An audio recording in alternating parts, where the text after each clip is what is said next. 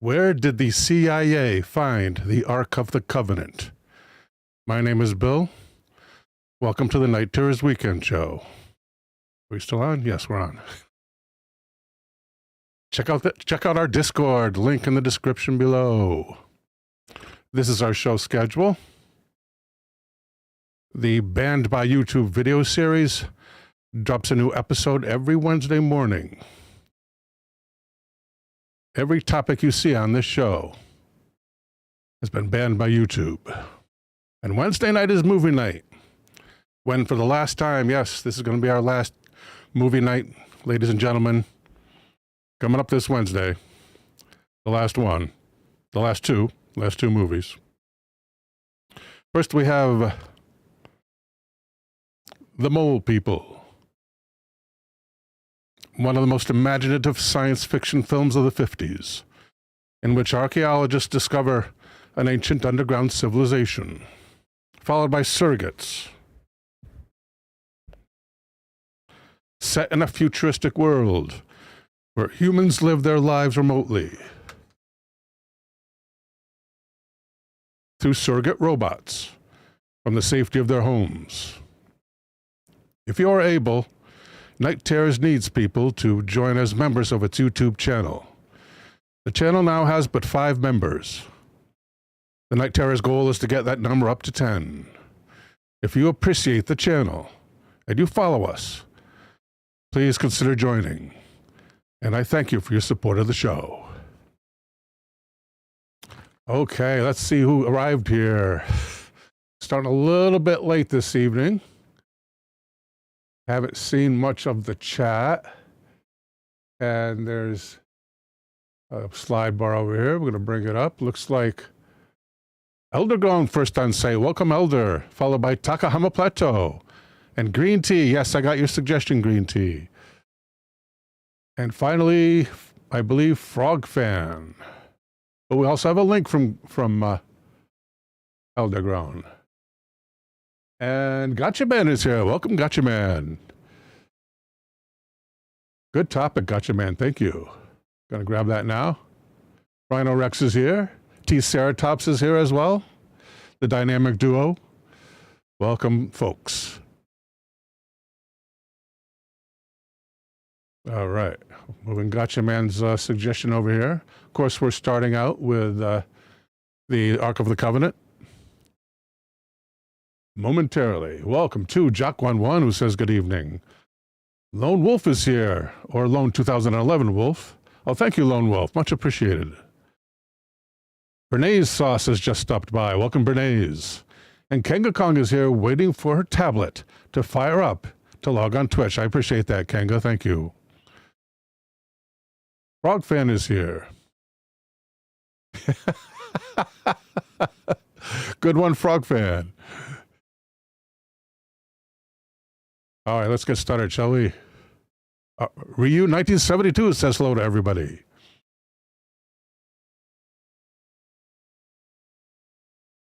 Here at artnet.com, or news.artnet.com rather, is an article entitled, Has Anyone Located the Ark of the Covenant? By Tim Brinkhoff.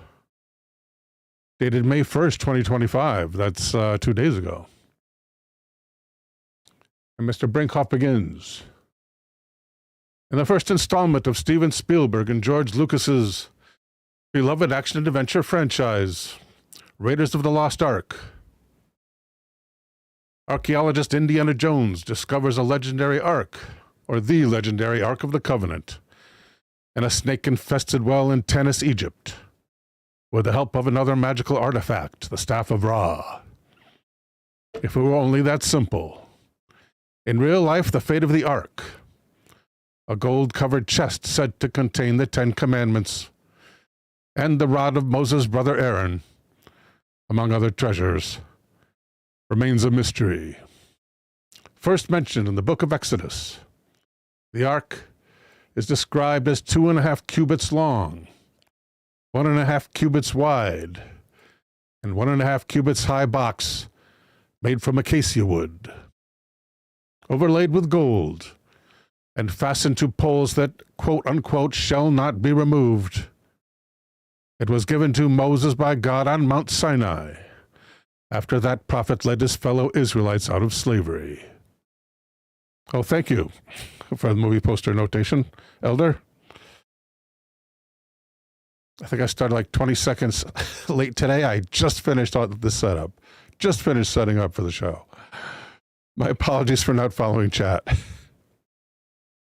According to legend, the ark protected the Israelites on their way back to the Promised Land, warding off poisonous animals and stopping the flow of the Jordan River. During the Israelites' conquest of Canaan, the ark is said to have helped the attack on the city of Jericho, whose walls miraculously collapsed in the artifact's divine presence, and the walls came tumbling down. Welcome, Allison Shea. Hello.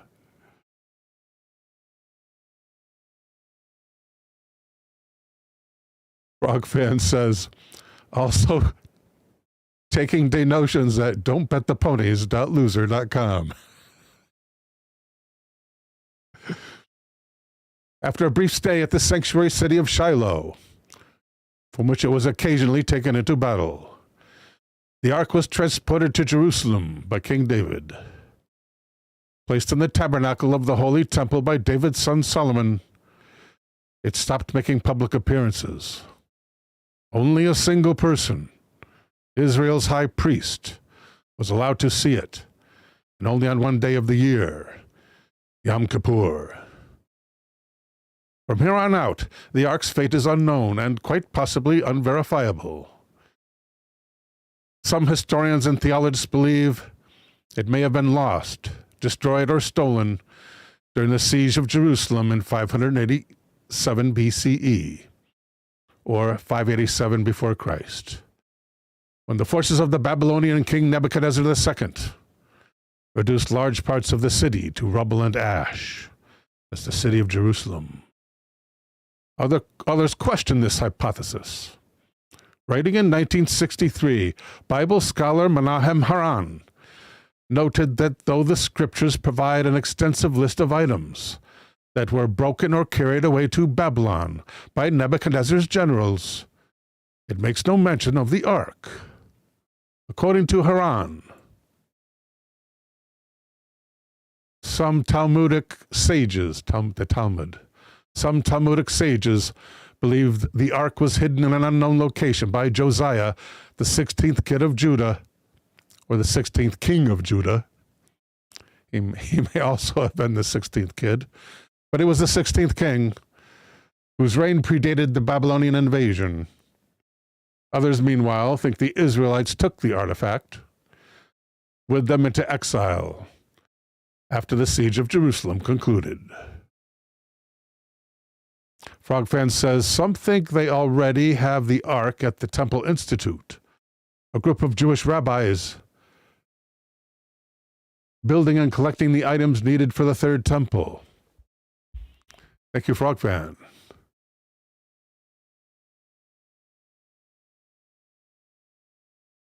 Some theories claim the ark rests in a place that conveniently cannot be accessed, like underneath the Dome of the Rock, a sacred Islamic shrine in Jerusalem. The St. Mary of Zion Cathedral in Ethiopia has claimed to be in possession of the ark, but does not allow anyone to see it or study it.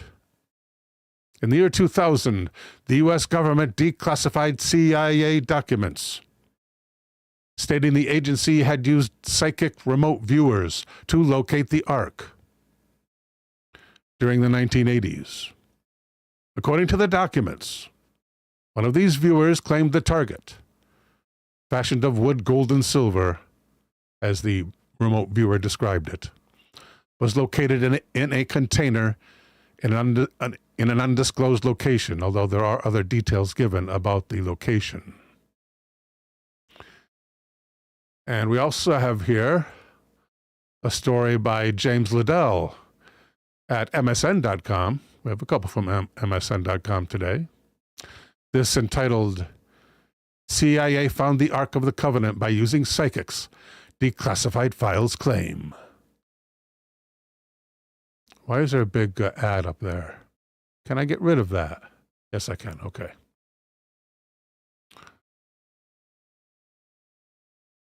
Declassified CIA documents claim that the mystical Ark of the Covenant was located by a psychic decades ago in the Middle East.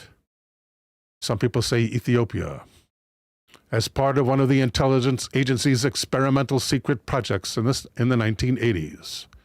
It was actually part of Project Stargate, but it was a sub-project of Stargate named a sunscreen or something like that. It was a sunscreen. So we'll find it. Sunstreak, I think. It comes up in a little bit. The Ark of the Covenant was thrust back into the spotlight as globe-trotting archaeologist Indiana Jones attempted to uncover the artifact in Spielberg's Oscar-winning Raiders of the Lost Ark. Oh, that's a 1981 movie, concurrent with when the CIA was looking for it. Isn't that interesting? Wonder where they got the idea. According to Jewish and Christian tradition, a gold-plated wooden chest housed the 2 tablets bearing the 10 Commandments, which God and theology gave to Moses between the 13th and 16th centuries before Christ. The CIA conducted experiments as part of secret Project Sunstreak with individuals known as remote viewers, a type of clairvoyant who claims they can project their consciousness to distant geographical locations to receive information about faraway objects. And that's all about we have on that one.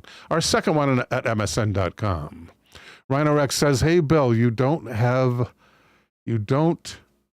on Nolan the Walled City. Seemed like a fun little story. Okay, cool. We'll do that as the third suggestion. Thank you, Rhino.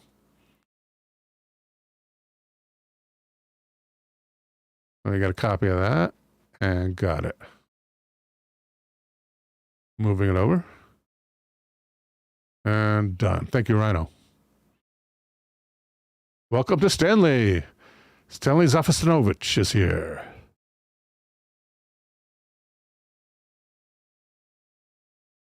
This is a story by Ellen Lapointe for DailyMail.com, brought over to MSN, entitled, I Was a CIA Agent. Here's where the Ark of the Covenant is hidden.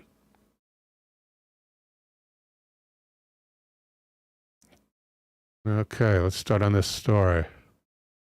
It's illustrated. Don't do that. No, don't do that stuff. No, don't do that. Just go back here. Thank you. And the story begins. Rhino Rex says, have you done one on I Meant? I don't recognize it, so we're doing one tonight. And the story begins, I was a CIA agent.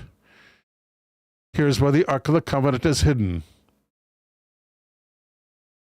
But its intangible details begin to emerge too.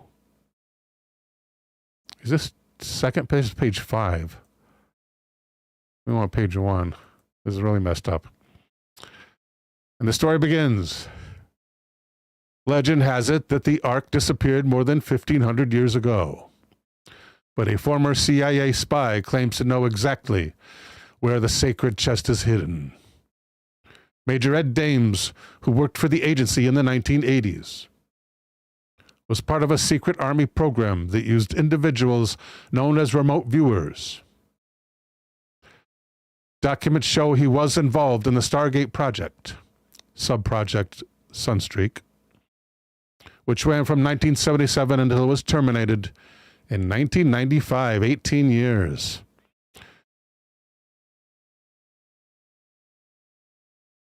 Major Dames, pictured, told DailyMail.com that he recently used his remote viewing skills to trace down the missing Ark. Recently. Claiming he located it inside the Cave of the Patriarchs. This religious site is located in Hebron. Well, we say Hebron where I am because we have a town here named Hebron. I think it might be pronounced Hebron. According to Jewish, Christian, and Islamic tradition, It is thought to be the burial place of several key biblical figures, including Abraham and Jacob. The Bible describes the ark as a gold chest built by the Israelites shortly after they fled Egypt around the 13th century BC. I got to take a look at this Cave of the Patriarchs. Sounds photogenic.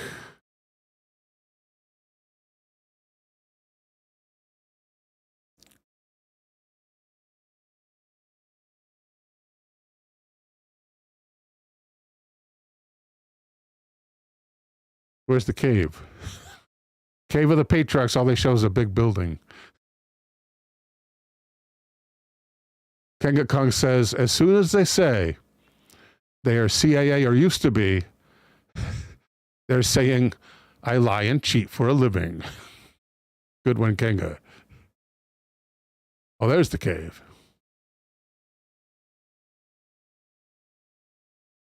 There's not too many pictures of the cave. Just, I guess, the building over it. I guess this is it. Old picture. Maybe a picture hasn't been taken in a long time because of religious restrictions.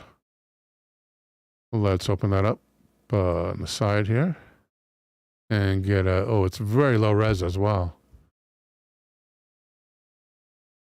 But it looks like the only one available. Okay, what's this? What are these others down below? Exploring inside the Cave of the Patriarchs. Here's the Cave of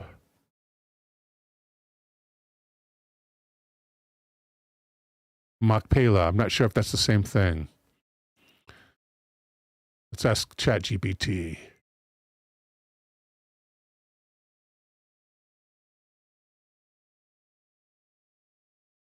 Is the Cave of the Patriarchs known as something else, such as the Cave of Machpelah?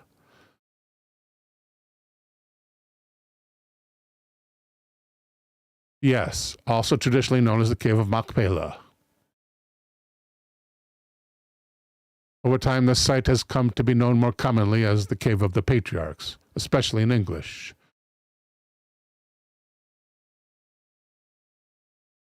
And it makes fun of my misspelling, which was the dragon's fault.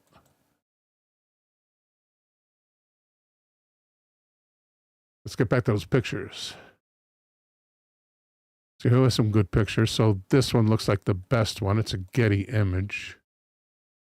It's still not very good resolution.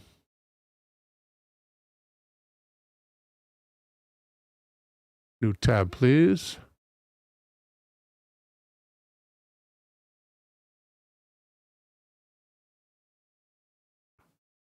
Credit the Sepia Times. That color is sepia, by the way, that brownish color in which the photograph is reproduced, known as sepia tone. It shows artifacts in the background, the treasures, I imagine. Let's make it go all the way up here.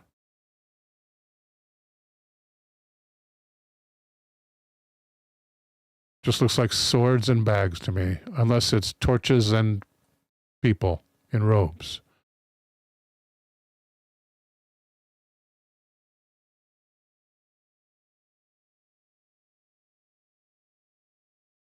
What's this? 6+ Cave of the Patriarch images. Look at this. They put a concrete floor in.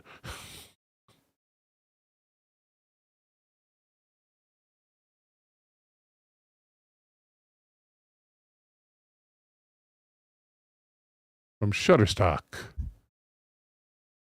Go away. Hide on this side always.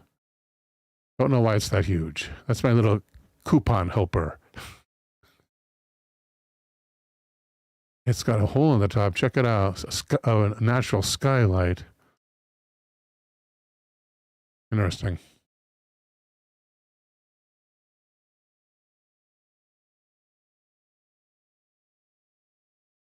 Moses placed the 10 Commandments inside this chest. which some biblical historians believe was then kept inside the Holy of Holies, the innermost chamber of the ancient Temple of Jerusalem. But I believe there's also a Holy of Holies inside every quote-unquote temple, whether it's built of stone or sheepskin. During the Babylonian sack of Jerusalem, the ark vanished without a trace, according to the Bible. Major Dames used his mind to search for the relic, finding himself, quote, inside some type of stone tunnel, end quote. In this role, he said he taught others how to use remote viewing and assigned training exercises, including a search for the ark.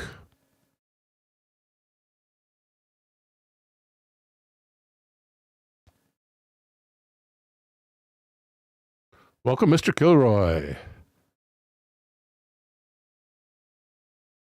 Today, Major Dames still teaches remote viewing, but he primarily uses his own abilities to find lost children. Last year, he performed a search for missing French toddler Émile Soleil, pinpointing a field that turned out to be immediately next to the site of the boy's remains. Major Dames said he conducted a remote viewing search for the lost ark last year. So since this is from an article from a couple days ago, ostensibly, last year would be 2024. Recalling his experiences during the session, he said, and we're soon going to go over the corollary experience of the remote viewer from the 80s working for the CIA.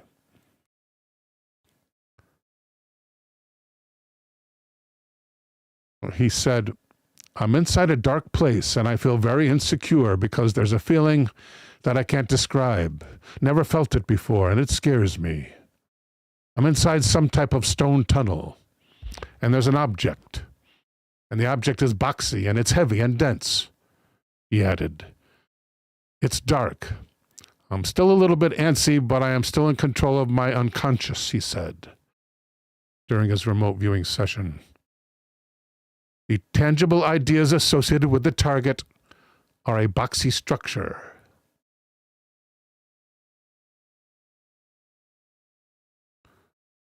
But its intangible details began to emerge as well, and Major Dames had a sense that the target was a holy relic that he'd never seen or experienced before. As he continued to explore, more intangible details about the target surfaced, and he began to sense that it was historic and biblical. Major Dames then conducted another remote viewing, which he said allowed him to pinpoint the ark's location within meters, concluding that it was in the cave of the patriarchs. It must not be in the public section. He also claimed that this wasn't the first time he was involved in the hunt for the sacred chest. While working for the Stargate program, he claims he was assigned the target as a training exercise. So that may be him as well on the CIA records.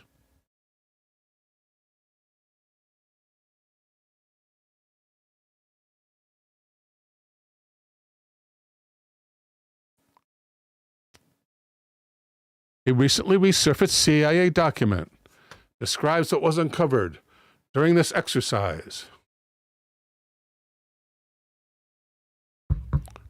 tracing the ark to an unspecified location in the Middle East. While that initial search narrowed down the ark's possible location to the Middle East. Yeah, they had geographical coordinates. Major Dames believes he now knows its exact location. To locate this target, he performed a technical remote viewing search. This is the most commonly used form of remote viewing. In this type of session, the operator, or remote viewer, enters an altered state of consciousness that allows them to observe the distant target.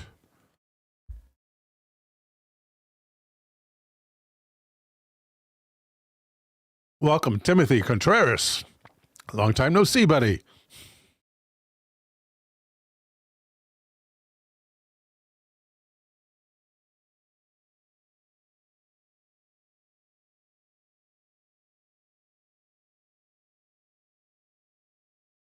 I put the drink down on my mouse cord.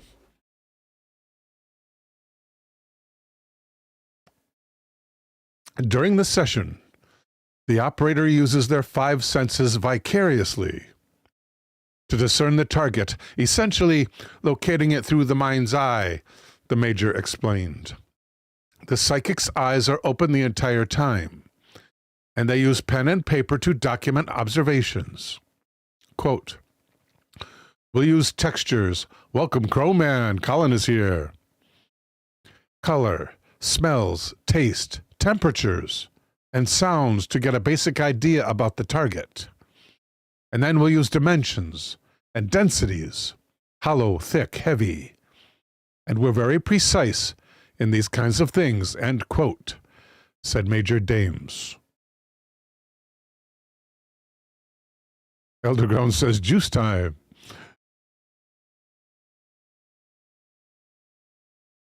He admitted that the working hypothesis behind remote viewing does not meet Western scientific theory, as there is no evidence to support the existence of psychic phenomena, which we all know exists.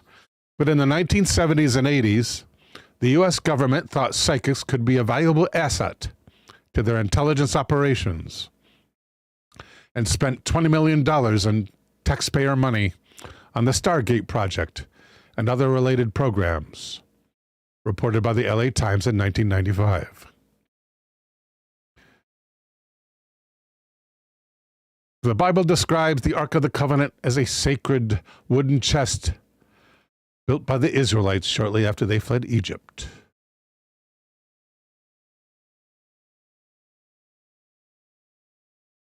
Moses placed the 10 Commandments, a list of directives given to him by God, inside the chest according to the Bible. Some biblical historians believe the Ark was housed inside the ancient Temple of Jerusalem for centuries. During this time, only the high priest of the Israelites could see it, and then only on Yom Kippur, and then it vanished. It vanished from the record. Today, there is no archaeological or historical evidence, but Major Dames strongly believes his experience was real, and the Ark as well, hidden deep underground in the Cave of the Patriarchs. No one is permitted to enter these caves, and yet they paved it with concrete, which are regarded as ancient holy burial sites. So they put concrete over ancient burial sites? Unless that changes, Major Dames' theory about the Ark's location may never be verified. And a little advertisement at the end for the Daily Mail, from which this story evidently springs. And then we have the actual documents from the CIA. This is the whole thing. There's 19 pages. Let's see. These are the coordinates. Remember a few weeks ago we tried to look up these coordinates on Google Earth? I figured out how to do it.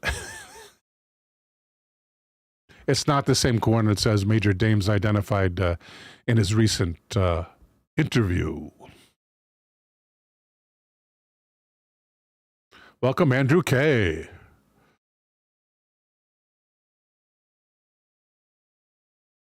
Here it says, viewer number 32 attained excellent sight contact. Doing very well. Viewer also exhibits the ability to keep errors to a minimum. But you have to be careful with editing. This does not seem to be a problem at this time.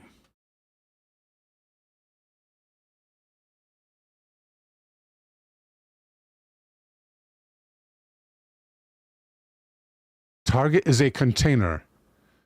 This evidently straight from viewer number 32, Date December 5th, 1988.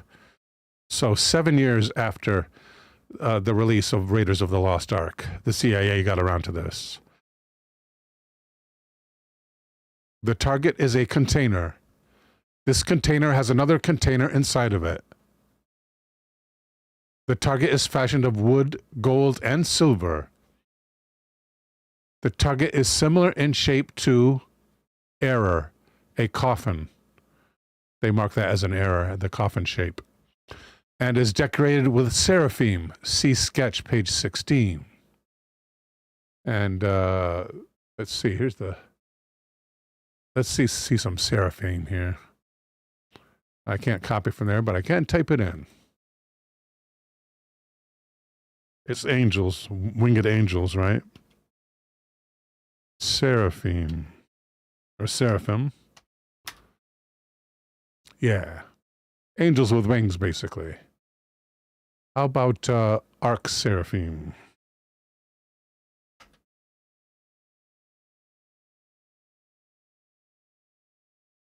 Here, I think, is an example like from the movie, perhaps. Or it's very similar to the one in the movie.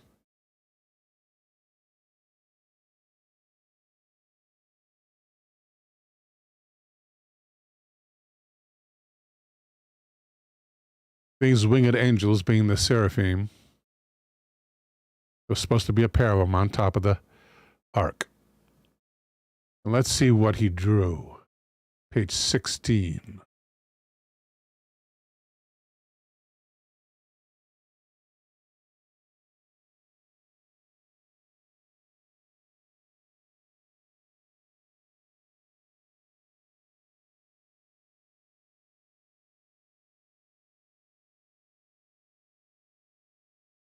And there it is right there.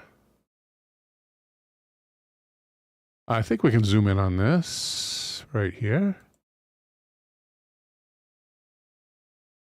Boy, good copies from the CIA, huh? Really good resolution. How is it opened? Question. Interesting. How do we go back to 100? There we go. Nope, that's 75. There we are.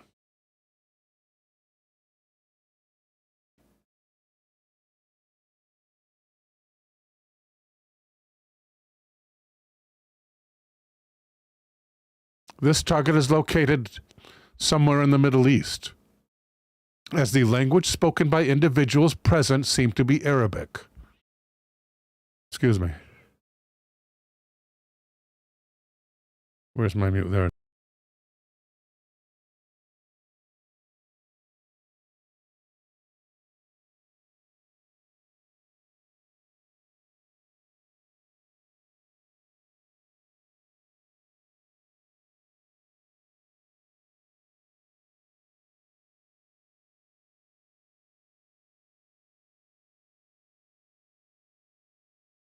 Visuals of surrounding buildings indicated the presence of mosque domes. See page 12. I never saw those. Where is that?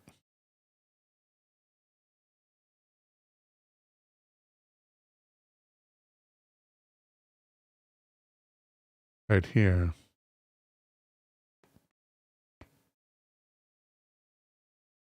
With typical windows as well, right?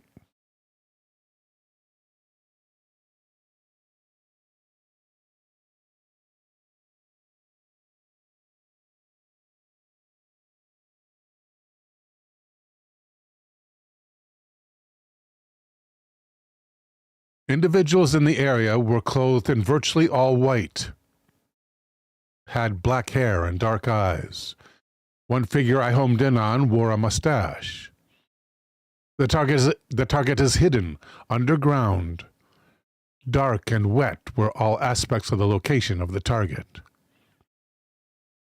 The purpose of the target is to bring a people together. It has something to do with ceremony, memory, homage, the resurrection. There is an aspect of spirituality and historical knowledge far beyond what we now know. These are the words of the remote viewer. The target is protected by entities and can only be opened by those who are authorized to do so. This container will not or cannot be opened until the time is deemed correct. Once it is time to open the container, the mechanics of the lock system. Welcome to Sword and Keyboard. The mechanics of the lock system will be found to be fairly simple. Individuals opening the container by prying or striking are destroyed by the container's protectors through the use of a power unknown to us. That's pretty much the end of the description. The rest are his scribbled notes from the session. So we have a reference to a couple of pages here. Page 16. The purpose of the target is to bring people together. Page 16.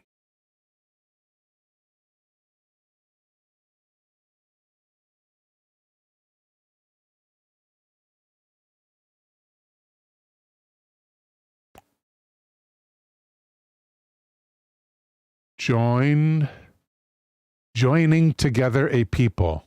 That's not what he wrote. Maybe those are notes prepared by someone. Maybe that typed up version is the notes that were typed up by his handler. Joining together a people. No, it's not an accurate transcription of that note, is it? Here's the homage protection ceremony. Important historical spiritual knowledge.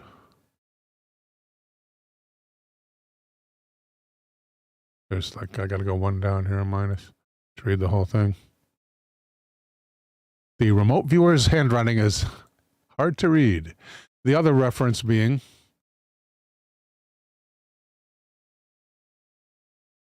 page 17, the container's protectors.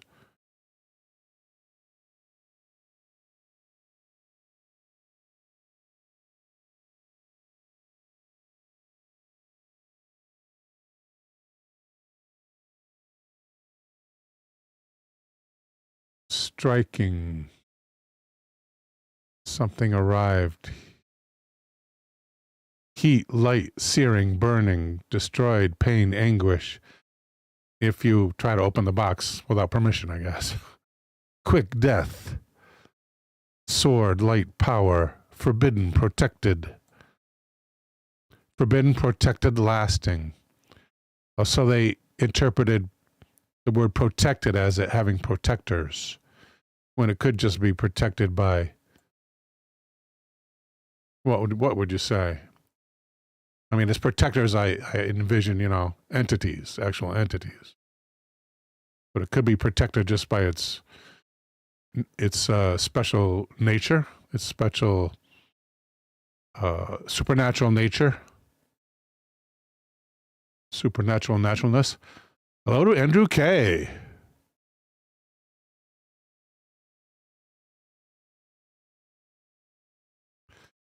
Sword and Keyboard says, was a Night Terrors guy on Coast to Coast Radio. Is that you wondering?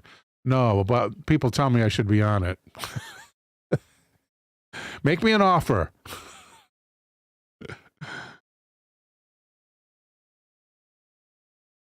Kenga Kong says Bill has discerning subscribers. Thank you, Kenga. Yep, so that's the official document.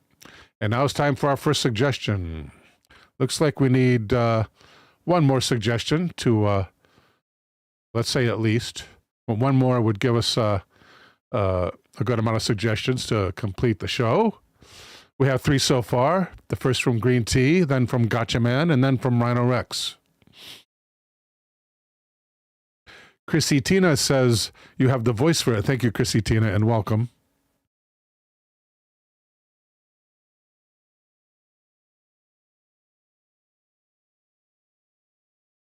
So first up is Green Tea's suggestion, which is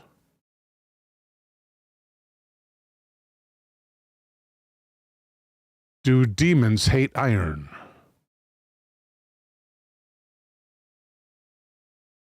Good one.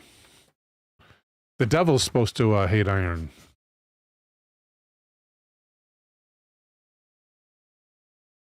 Got your message, Crowman? Thank you.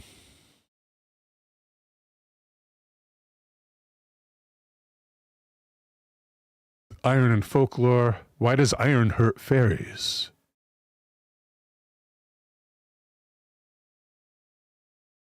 In what way is iron harmful to spirits? That at Reddit.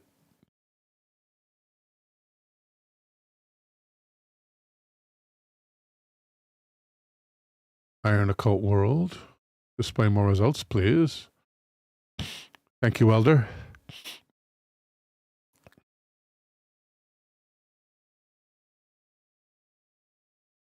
Folklore. Who's afraid of steel? Is iron different? Let's try that one at mythology.stackexchange.com.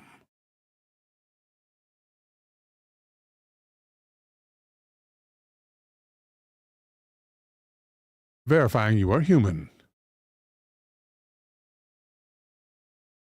Use your Google account to sign in. Not at this time. Cookies. Necessary. Customize settings. Whatever. Confirm. The first poster, who's not identified, says in Swedish folklore. Anyway, the title is Who's Afraid of Steel? Is iron different?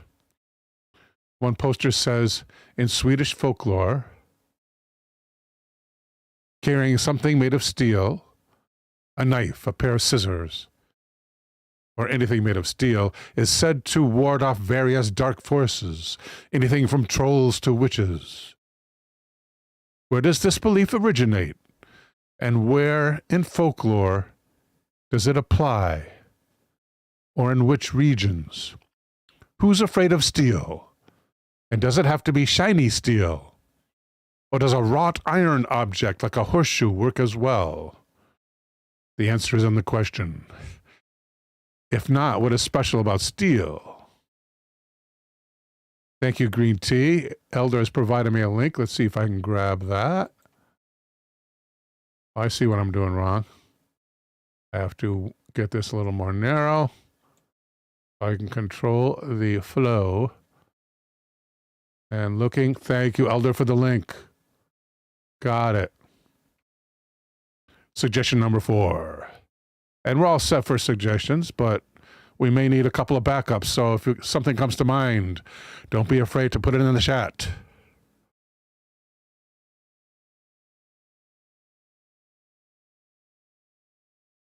Green Tea says, I was thinking about how popular wrought iron fences used to be. And sometimes graveyards, or just specific graves, were surrounded by iron. Good point. Eldergrown says, actually, it's this topic. Oh, okay. Thank you, Elder. Let's open up that link.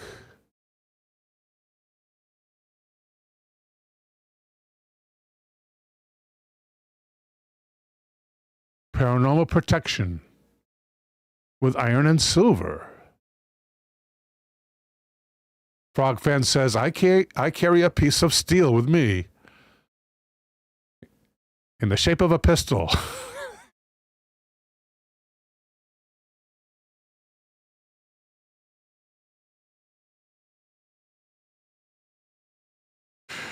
It seems to keep goblins, witches, and most every other bad thing away. Perhaps there is some truth to the topic. And here at ghostlyactivities.com is an article by Jacob Rice entitled Paranormal Protection with Iron and Silver, which begins, people have used iron and silver to ward off paranormal entities for centuries. So we're still in desperate need of a 4th suggestion, people. Put on your thinking caps. Why do these metals keep paranormal beings and entities away? Do they always work to protect you? People have used iron to protect against witches, evil spirits, and fairies. No one has conclusively proven that cold iron protects you. It's really historic folklore that tells us about its protective ability. Usually you need iron ore or cast iron. Other versions of iron don't have the purity required to work against paranormal beings, which may include steel. Or maybe there are two different schools of thought on that topic. Crowman has an iron horseshoe above his front gate. He says, but it's useless. His back kitchen door has nothing, so he's screwed. Thank you, Colin.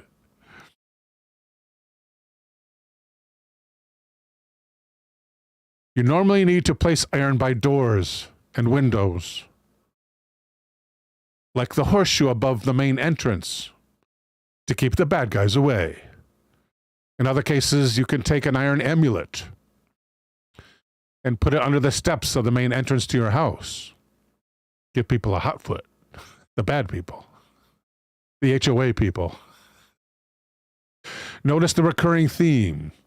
It goes on or near a main entrance. It could be the front door, back door, or large windows. If it's big enough for you to walk through, then it's easy for a spirit to pass through it. There are a few other protective uses for iron. Place iron hooks, a scythe, or shears by a barn entrance to protect your livestock. To protect an infant. Folklore tells us to put iron scissors, really, next to the crib, really, to keep the fairies away. You can also carry iron nails in your pocket to protect yourself while traveling. Those last two sound problematic, with the baby possibly getting hold of the iron scissors and the iron nails poking holes in your pocket. To attract a spirit, some hunters have used iron chains as a trigger object, per Anglo-Saxon legend. Iron does not keep ghosts away. There are many instances where a house has had iron above its main entrance, and it's still very haunted. And that's a good thing for ghost hunters, says the author.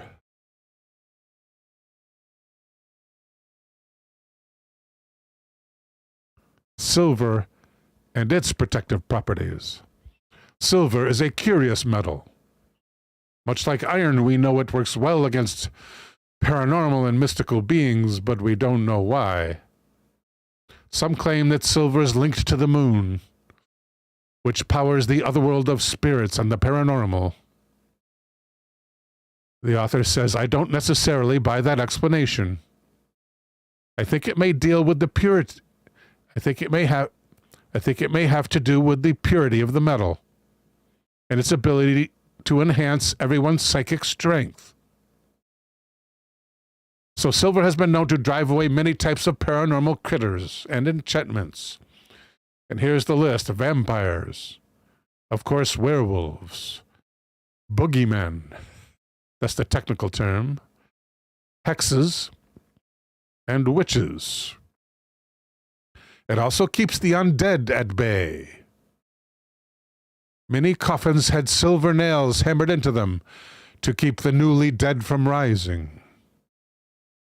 From what I've read, says the author, in many occult books, silver is better than iron when it comes to protecting your home. You can place an amulet or jewelry near a main entrance, and it will keep the spirits away, but not the ghostly human spirits. And the author confirms this, and just like iron, silver does not work against ghosts.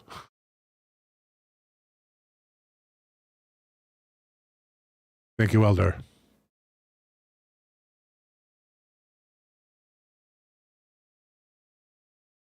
I got to duplicate this. I don't know why, but let's just go down. So this guy asked the question, who's afraid of steel? Is iron different? Here's a note, evidently added by the first poster. Oh, here's the name of the poster. Peter Orm. And Peter adds a note. I can't pinpoint the sources, but I seem to recall that the thing making steel special was that it was a new technology metal that was not as nearly brittle as iron. Its shiny attribute was the first clue that it wasn't regular iron, and therefore not part of the warding effect per se. I have no idea what that clause means. In the beginning, the process of making steel was a very well-guarded secret, and only the smith in one village out of several might know how to make it. Oh yeah, you would combine carbon with steel, right? Combine carbon with iron to make steel. Hot coals mixed with iron. Oh, one answer.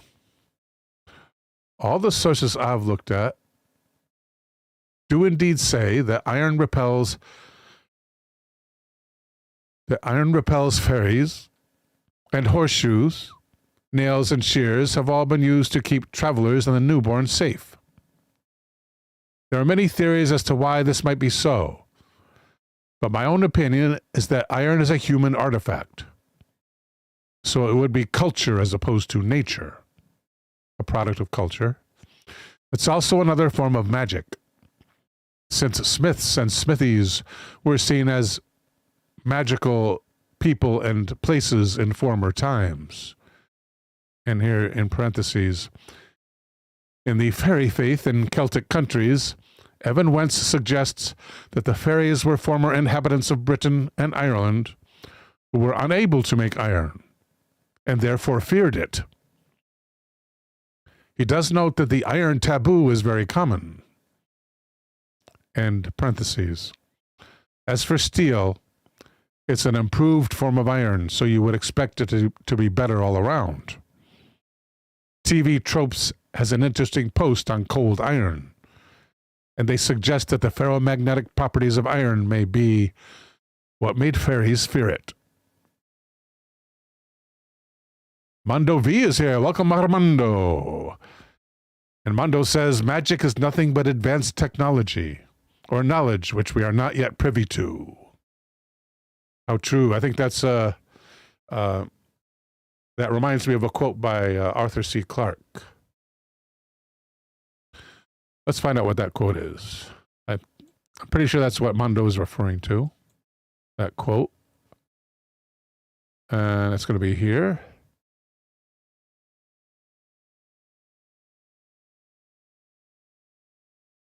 What is the famous Arthur C. Clarke quote about magic?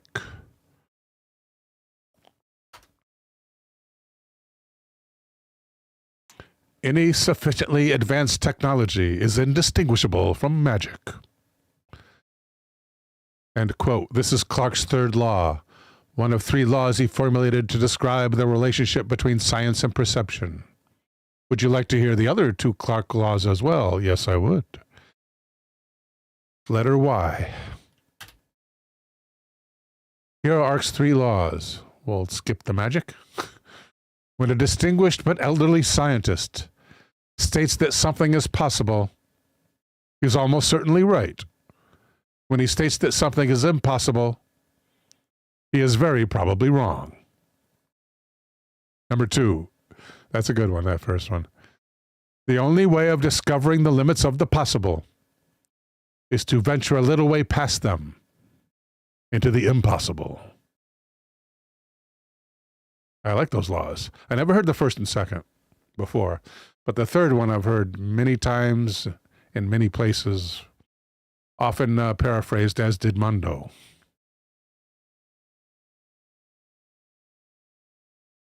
Mondo also recognizes the quote.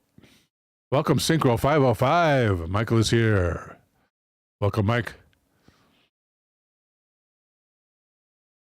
We are doing why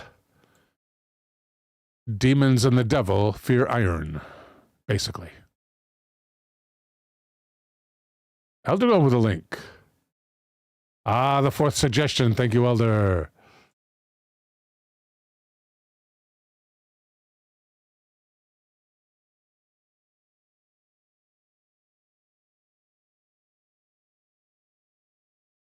And we could use other suggestions.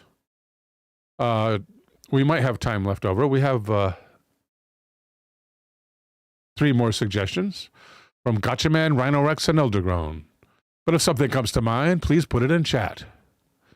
And highlight, make something highlighted in there so it might attract my eye. Next up, from Gotchaman.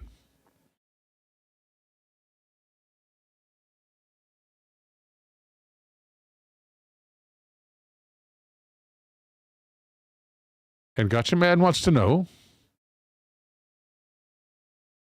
about the Black Pyramid over the Pentagon. Huh. Black Pyramid over Pentagon. Black Pyramid, I'm going to say over the. Was it the Pentagon, Gotchaman? Oh, by the way, Gotchaman hosts this Wednesday.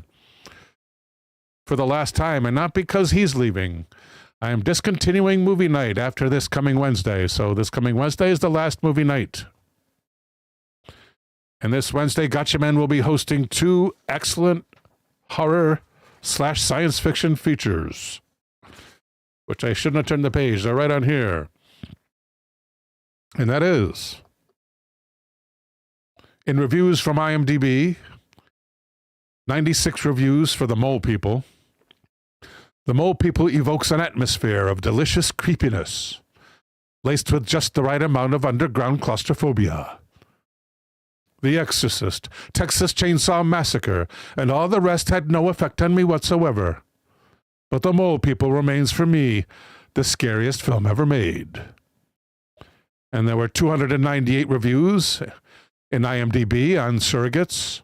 Surrogates is a world where 99% of human lives are lived from the comfort of their homes, because humans now experience life through flawless android clones. This movie stars Bruce Willis,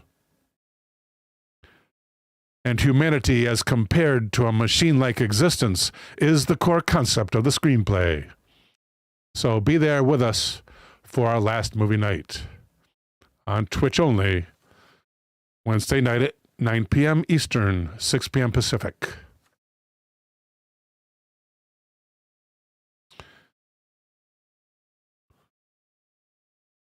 Gotchaman says, a special night for special friends, or cut short because of Twitch pulling the plug on Surrogates.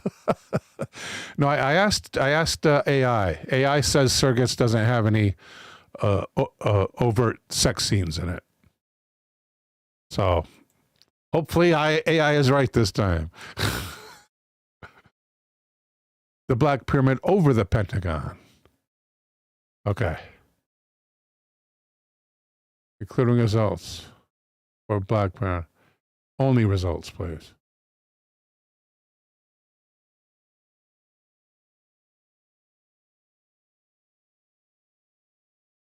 Pentagon confirms pyramid-shaped UFO video footage. Wow. Has now been confirmed as authentic by the Pentagon. Let's go to here, sciencealert.com. Normally I don't go to a website named sciencealert.com.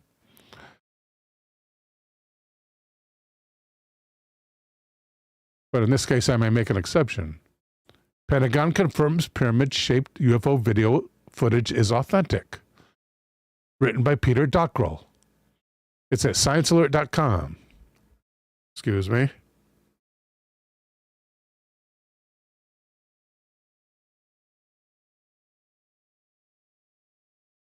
Just need a short juice break here. This is mango flavor. New generic flavor available at Walmart for the time being.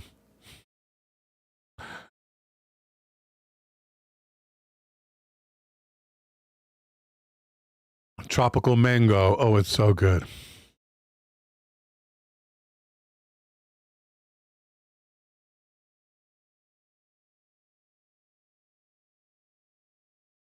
Not a paid advertisement.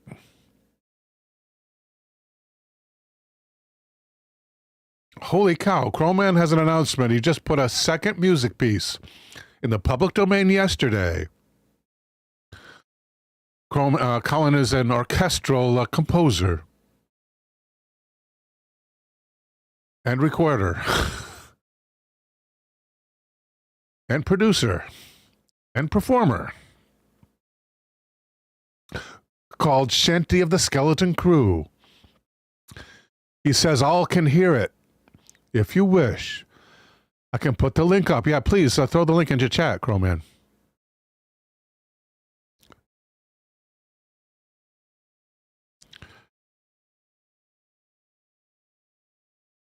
And Peter begins.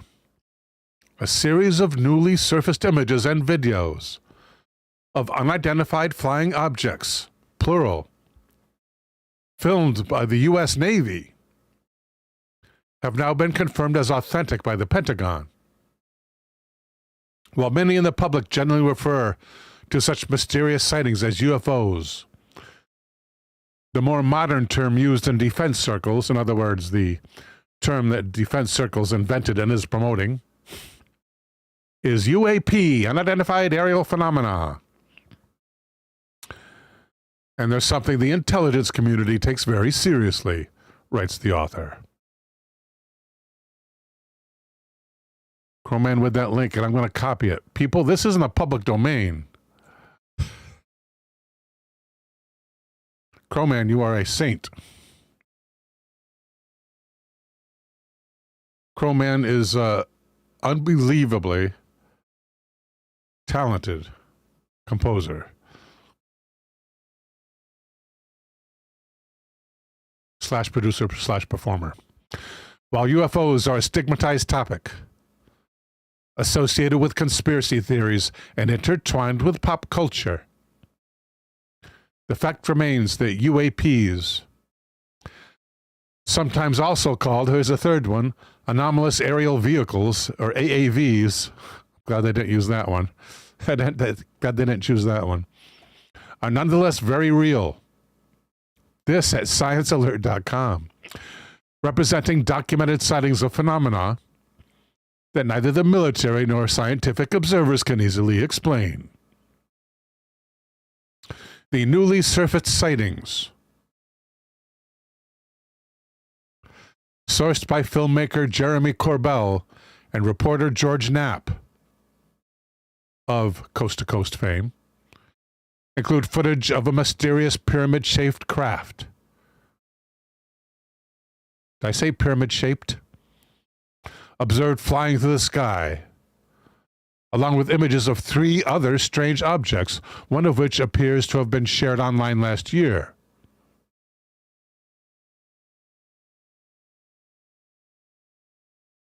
Let's see if we can see these. We're not going to be able to see the videos, but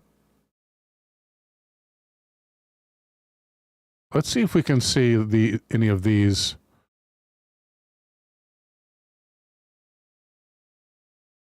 Pentagon confirms pyramid-shaped UFO video footage. Let's see if we can get pictures, still pictures of these. I think I got it. I think I can. No, I didn't get it. Try again. Edit copy. I should have got it. Oh, they're close. Okay, good. Try again. This time I got it. Here's one of them. Excellent resolution.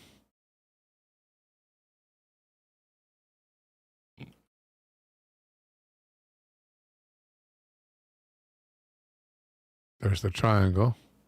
The other vertice. It's vertices. I don't know what the singular vertices is though. a failure in my what would you call it? There's a name for it. Geometry class. Eldergrown with a link.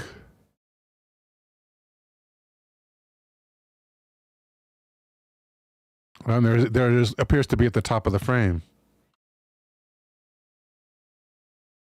Right there. The other one had one blurry one of the vertices was blurry on the other one too. What's a singular vertices?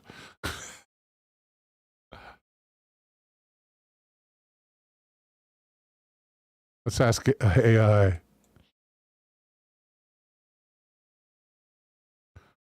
What is the singular form of vertices? Vertex. I never would have known that. Vertex. So a triangle has 3 vertexes. 3 vertices. Welcome, rockers to rockers. Vertex. Eldergrown nailed it. Eldergrown had it first. I should have been watching chat. T-Plateau has it.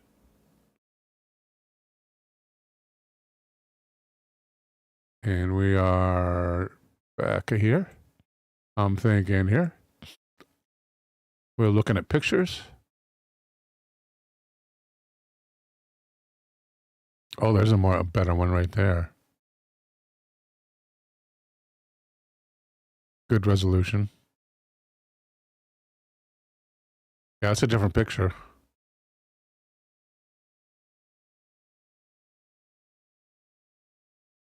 Wow, it's almost like you can see the shape of the ship with like a snub nose. Maybe that why in those other pictures, that's why one of the vertices is obscured, because the nose is rounded. Interesting.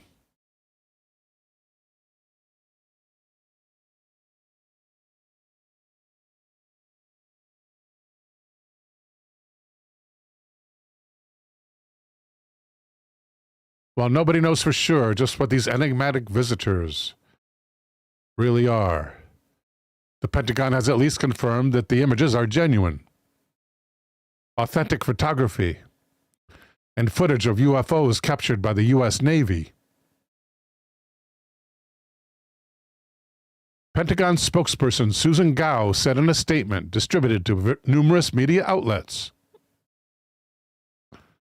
"I can confirm that the referenced photos and videos were taken by Navy personnel. The task force has included these incidents in their ongoing examinations."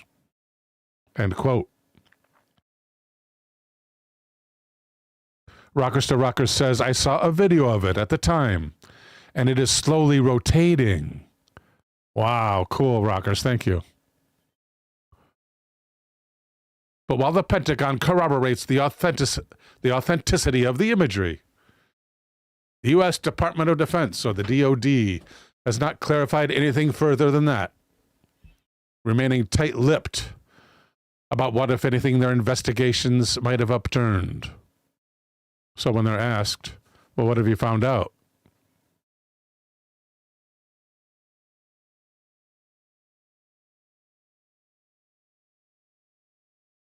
Gao said, quote, "As we have said before, to maintain operation security and to avoid disclosing information that may be useful to potential adversaries, the DoD does not discuss publicly the details of either the observations or the examinations of reported incursions into our training ranges or designated airspace,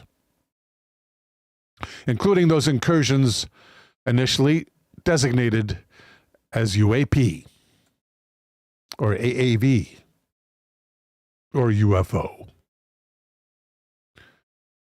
Thanks to Corbell and Knapp's investigations, however, more can be revealed about the details of these sightings, including details presented in a series of classified intelligence briefings in May 2020 by the task force to educate defense personnel on UFO matters.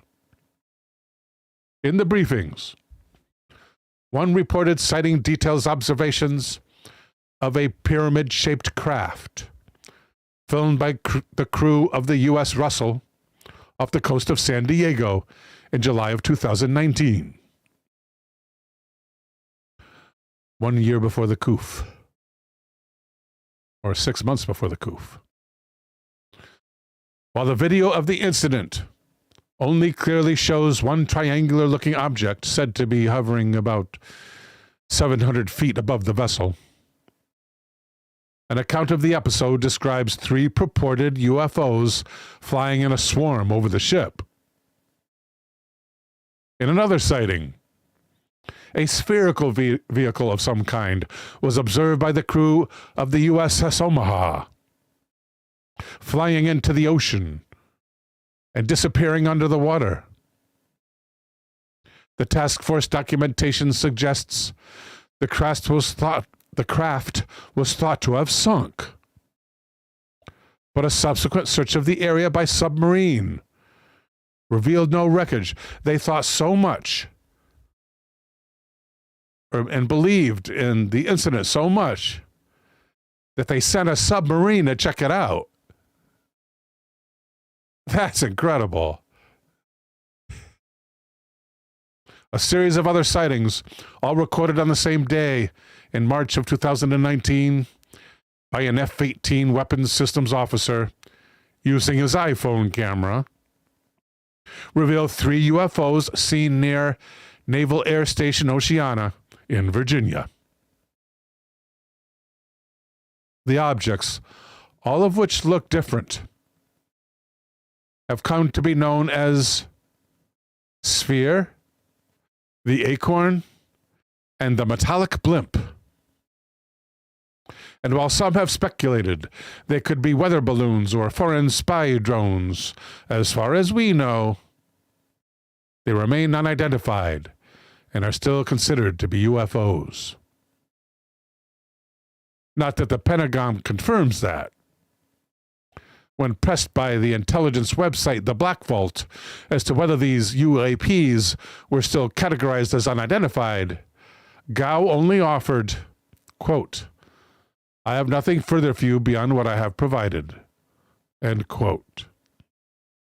While there are still many questions about these strange unidentified phenomena, the newly leaked information does at least provide more evidence that the DoD or Department of Defense continues to investigate and treat UFOs as serious objects. Corbell, along with others in the intelligence community, hope that by sharing information, it will further bolster rational and transparent investigations of these mysterious objects.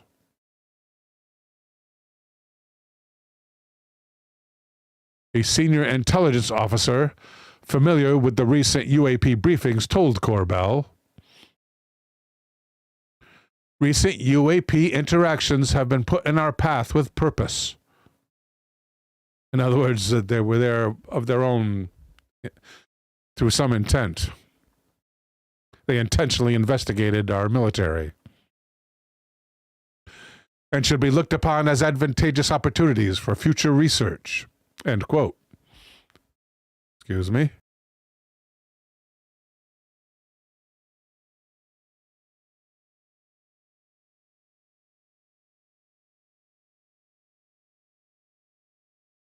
Rockers to Rockers says, if it's real and positioned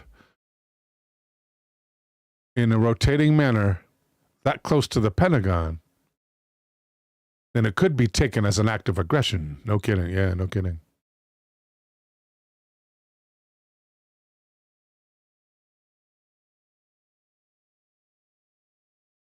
The senior officer said with every incursion, overflight, and potential midair, it has never been more prudent to investigate this UAP phenomenon and de-glamorize the UFO stigma through the ranks. End quote. So they're trying to destigmatize it within the service, which is interesting. And that looks like the end of the story. Okay. Next up, we have a suggestion from... Wait, what was that? Who's that from? That one was from Gotcha Man. By the way, Frog Fan says, please ignore the tractor beam and death ray emanating from the rotating pyramid. The one we just did was Gotcha Man, I think, right? Yeah, because I did the movie promo. Then Rhino Rex and Eldergrown. We could still use one more suggestion, folks. We need another suggestion. Put on your thinking caps, if I may be so bold as to repeat myself. Another suggestion is needed. If there was a suggestion someone else made and I missed it, please bring it up in chat.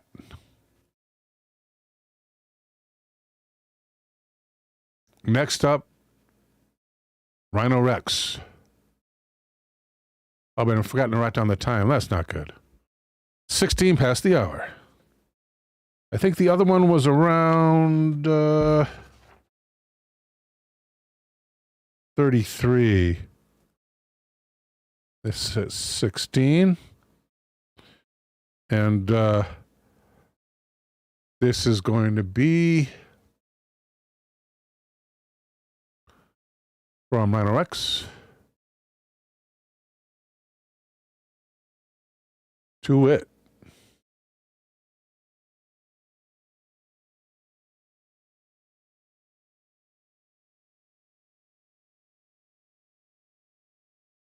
Frog Fan, the answer to your question is I do not believe the 33rd parallel was done. Could you put that in the form of a suggestion? 33rd parallel for... Thank you, Green Tea. We will take Frog Fans next, however, if he can express that in the form of a suggestion, because I don't know if I search 33rd parallel alone, if we'll come up with anything at all, other than some geographical instruction. What was that suggestion about, Frog Fan? We got from Green Tea. Thank you, Green Tea. Yes, over right. Thank you, Frog Fan. Got it. And I have to grab Green Teas again. Okay, got it. Thank you, Frog Fan. Thank you, Green Tea. And we're all set for suggestions. That should be enough. Hope we got to yours, Green Tea. Of course, Green Tea did lead the suggestion parade. Yeah, that is a great topic, Frog Fan. Kowloon, the Walled City. From Rhino Rex.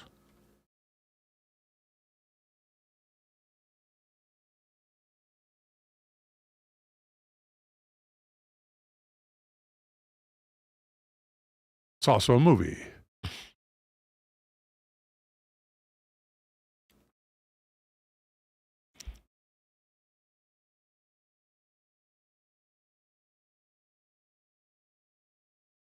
Inside Kowloon, the Walled City.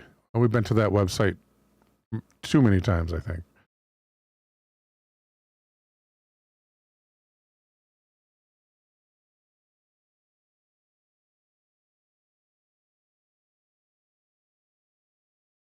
Exploring Kowloon Walled City Park. Feastographyblog.com.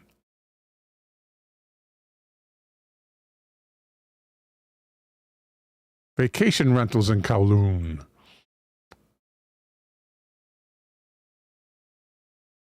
Let's do this one at thecollector.com. Memories of Kowloon, Hong Kong's lawless walled city. This written by Ching Yi Lim. Give it a thumbs up.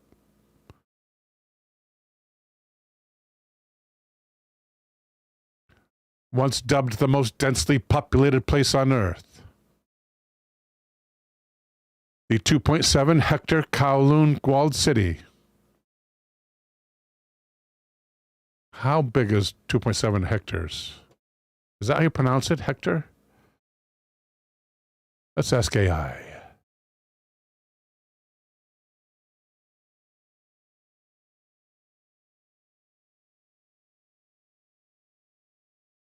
In English,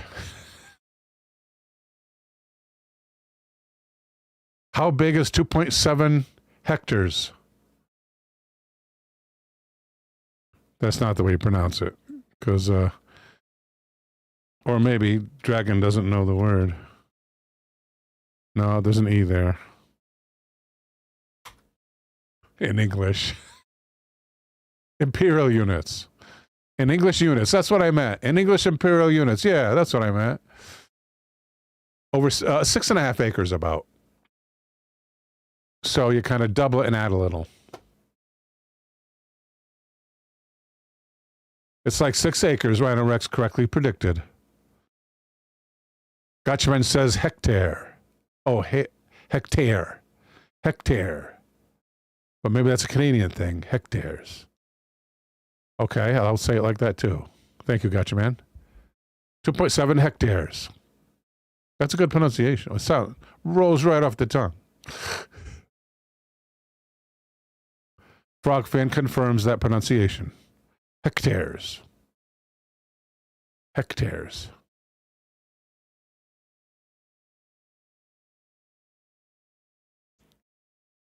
The 6.5 acre Kowloon walled city was home to some 50,000 people at its height in 1990.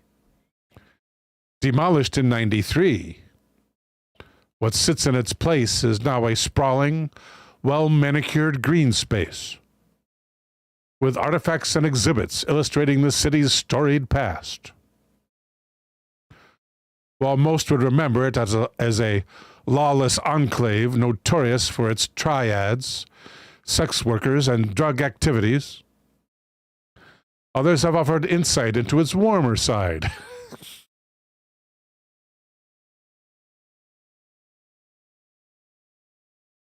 Some of the former residents finally remembered the vibrant, bustling neighborhood as a tightly knit community amid constructed chaos.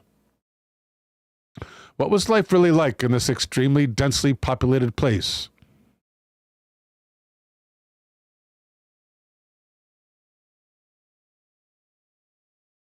The beginnings of the walled city.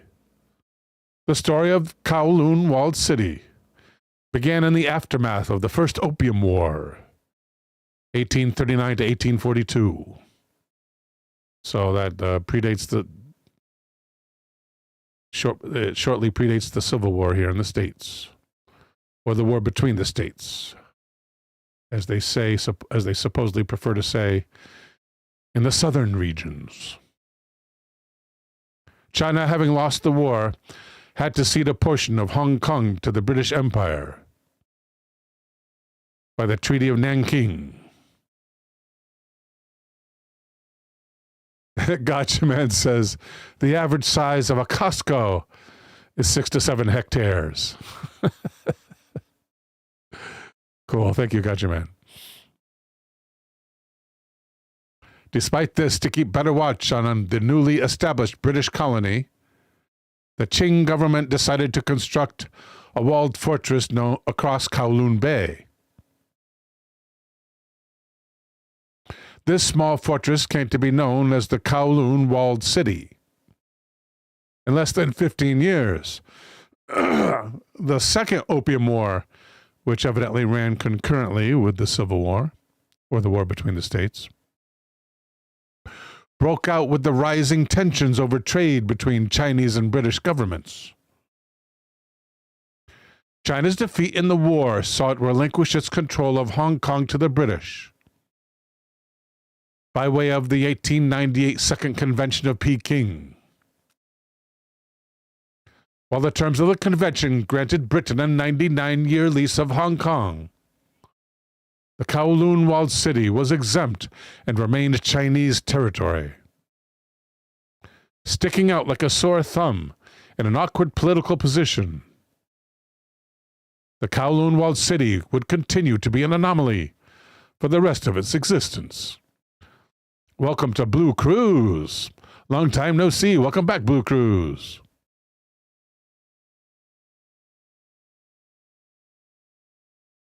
We missed you.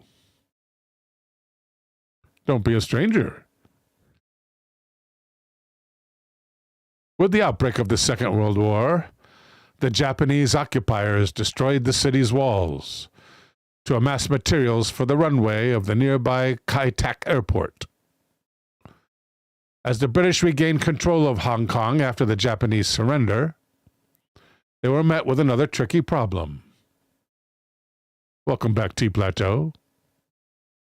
Thousands of refugees escaping the Chinese Civil War had fled to the Kowloon Peninsula and refused to leave despite official warnings. By 1948, the British had adopted a hands-off policy, while recognizing the Chinese government's jurisdiction, which remained unexercised over the territory. So the British were controlling it even though the Chinese had jurisdiction? Thank you, T Plateau, for the contribution. Much appreciated, ma'am. Takahama Plateau. Thank you, ma'am. Gotcha Man says, my understanding of the Opium Wars, British. We're here for the tea. Oh, we're here for the tea. And to steal stuff. China. No, I'm not going to do Chinese voice. I do for my comic books. You can still seek them out. They're not listed, but they can still be seen. Sounds great. British. Actually, opium is yummy. We'll pay extra for that. China. That sucks. Now nobody's growing food. Everyone's growing poppies. That from Gotcha Man.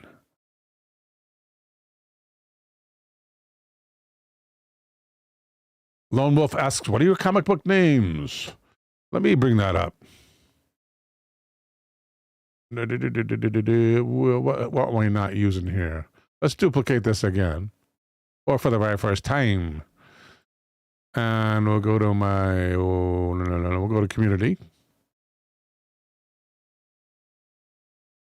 And we go to content. And we filter for visibility. These are unlisted. Apply. Okay, these are the comic book stories. I did this during right after YouTube shadow banned me. Shadow banned the very first original show. And there are stories like Bird, Woman, Creature, The Pit and the Pendulum, Old Gods Rising, Mermaid Demons. These are all comic book stories from public domain horror comics of the 50s and 60s. And I do all the voices. Do I do a Chinese voice for the Chinese voice for it? I don't think. No, wait. I might have done one or two Chinese voices for it. I do quite a few comic stories.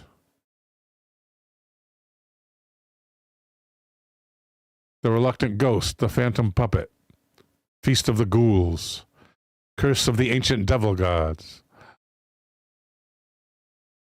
That one I think is the one that Michael might have participated in. He did the voice of one of the characters on one of the comic books. Okay, back to the topic. Gotcha Man says, you can get AI to do racist voices now. And then you can blame the AI.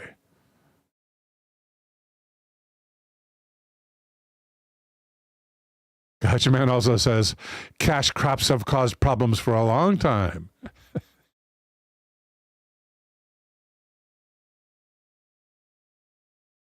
Back to Kowloon.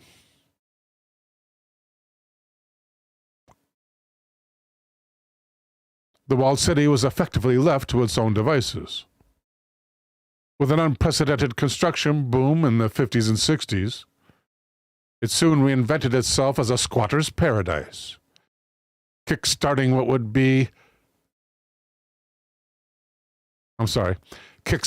would cement the city's reputation for being extremely densely populated. Locals and untrained architects began constructing more and more buildings and dwellings. I can't quite get the Australian accent, T-Plateau. I need a coach, but I can do a German, obviously. I can do French. I can do Oriental, 1930s Hollywood Oriental. English, of course. Irish. Although I've been told my Irish accent is shite.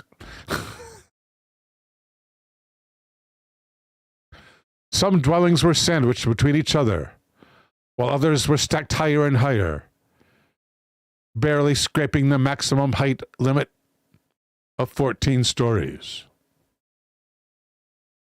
A real-life Jenga in action, indeed. Ooh, the plan of the city. Let's take a look.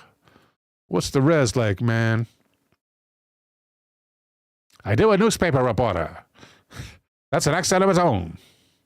And all the ships at sea. Yes, it is based on Winchell. Good day, mate. I can do, Crowman. No worries, I probably couldn't do. T-Plateau. Open image in new tab. Let's see how big this is. Oh, not bad. Yeah, not bad. Kowloon City, the walled city. Wow.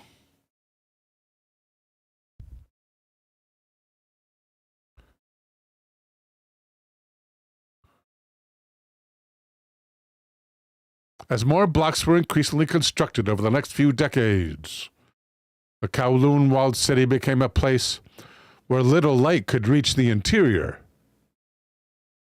It soon earned the moniker Haknam, which means City of Darkness in Cantonese. A labyrinth of some 350 tightly packed buildings was occupied by over 8,500 premises and over 10,000 households. With a mishmash of wiring, cable, metal pipe, cast iron balconies, brick annexes, and concrete walls, an uneasy industrial gloom filled the space, a straight-up nightmare for claustrophobics and urban planners alike. It was hard to believe that at its height, some 50,000 residents called this home.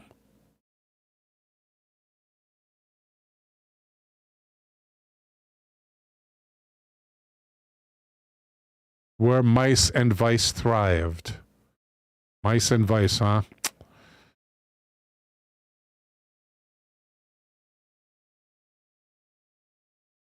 Oh, and I can do Rodney, of course.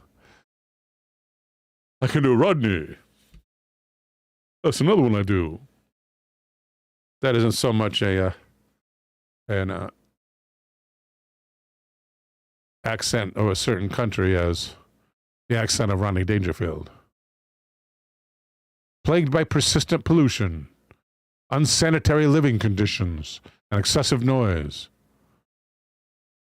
the city became a magnet for vermin and questionable activities.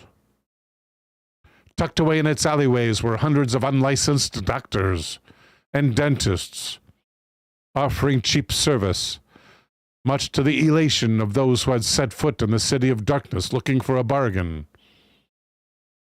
Further down the walkway, one could find an abundance of gambling dens, strip clubs, drug parlors, brothels, and pornographic cinema.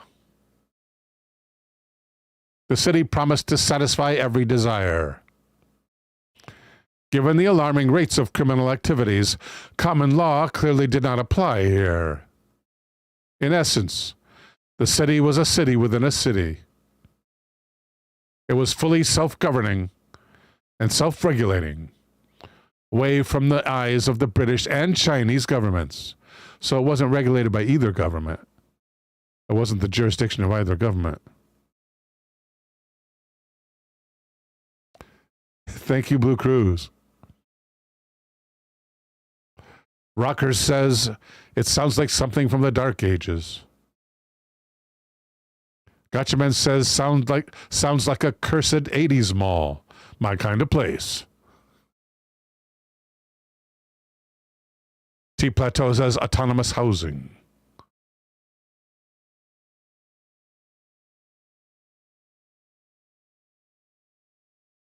Cramped factories and close-knit communities. Beneath its bad rap as a hotbed for criminal activity, the city was a gigantic factory for producing everything from fish balls and roasted meat to plastic doll parts and golf balls. Some of these items made their way all around Hong Kong and would later be exported to mainland China and various parts of the world, writes the author. Numerous street stalls hawked the tastiest treats that could not be found anywhere else. Uh-oh. One dare ask why. I gotta find out through AI. Tastiest treats that cannot be found anywhere else. Street stalls. Let's find out. What kind of treats can't be found anywhere else? Can't be found anywhere else.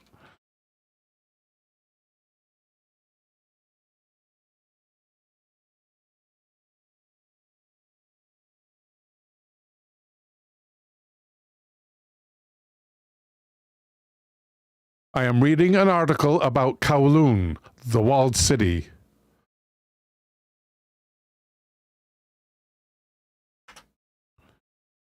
It says that within its walls,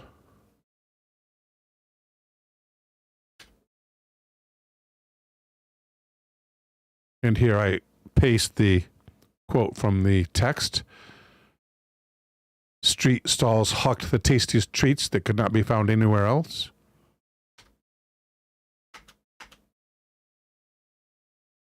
What kinds of treat might that be?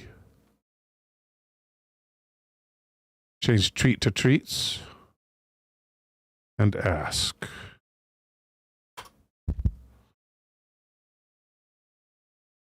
Here are some treats that could have been found there, many of which were distinctive or elevated by the atmosphere and flavors of the walled city.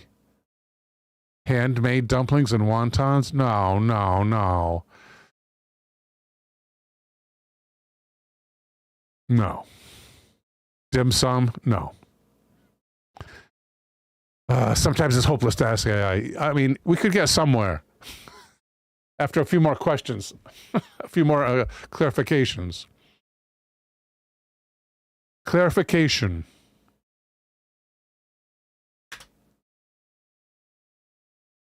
The article states, this is not available anywhere else.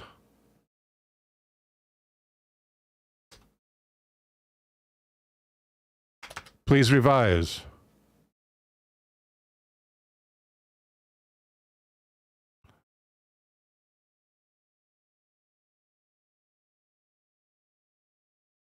These treats are not available anywhere else.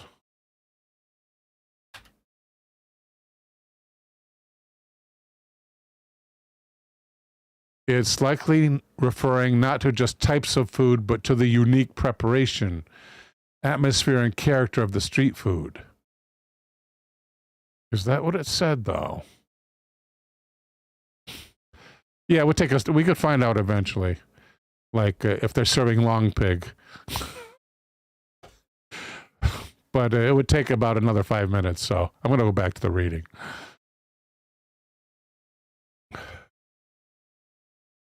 Many from outside the city would even flock here to savor exotic dog and snake meat dishes.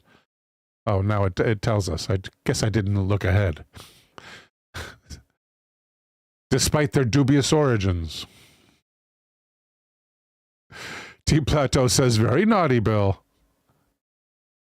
Consider me appropriately chastised, T. Plateau.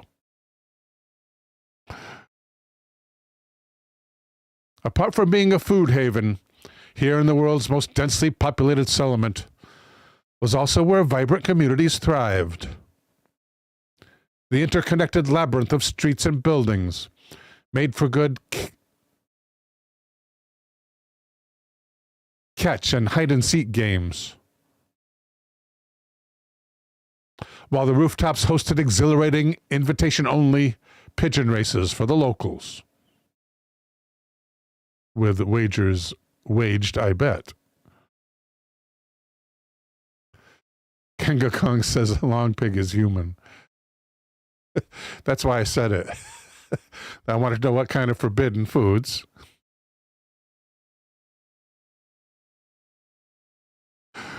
Thank you, Kenga.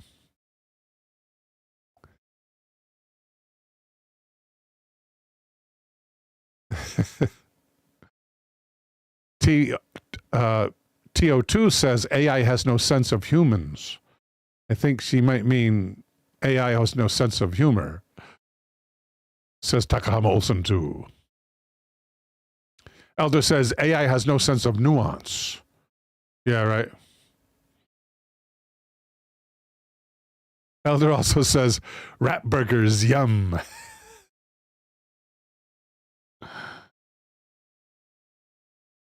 Kenga Kong explains, not sure anyone but you knew. No, I appreciate it, Kenga Kong. Kenga, would you like to be a moderator? I can set you up. In fact, let me make you a moderator. And if you're not up to it, just let me know and I'll reverse it. Because you are one of the most trustworthy people I know. Yes, she says. Okay, good. Let's do it now. How do I do it? Click on Kanga. This one I have to do in a separate area. Okay, I will do it, but upon the next show, you will be moderator on Twitch.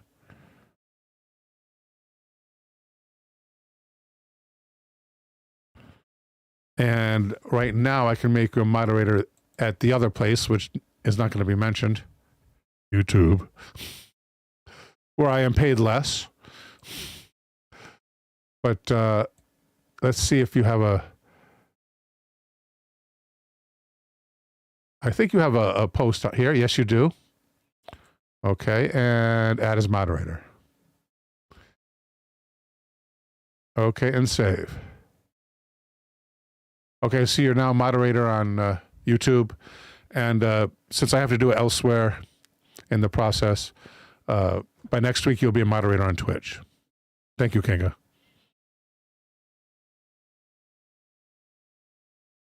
For volunteering. Green Tea says, we now dub Kenga Kong 22 with the coveted sword. Can a woman be knighted? You would think so.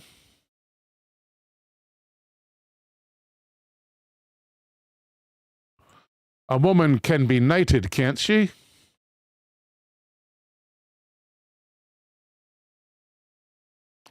Guess not, but that's not. Oh, a woman becomes a dame and uses the title such as Dame Judi Dench.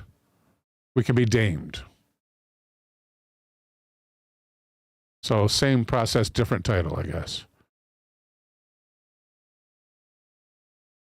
Thank you, Dame King.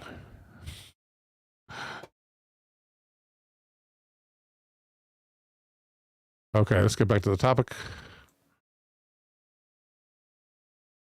Apart from being a food haven, okay, I read that part already. As the population grew, locals dug additional wells and channeled pipes through the entire space. Some also remember the sense of community and warmth that permeated the city, as residents supported and looked out for one another in the city of darkness. Given the dense population, pumping water to the roof tanks was power-intensive. As such, residents would take turns conserving electricity in their respective households so that the water supply could be shared with everyone. Isn't that interesting?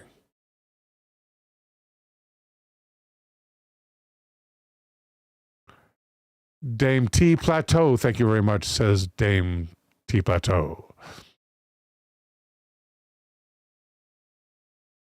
The start of the end. For over 40 years, the city thrived on official negligence, capitalizing on its awkward political status. However, residents too knew that such days were numbered, and as there would eventually come a time when the government would re-enter the picture. That day came in 1987.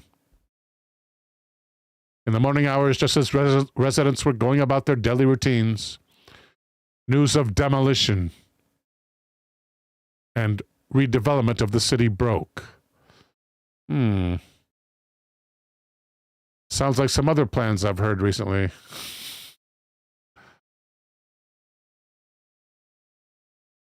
All right. Now we are going to go to the final topic, which was suggested by FrogFan. But I have to find my shoes.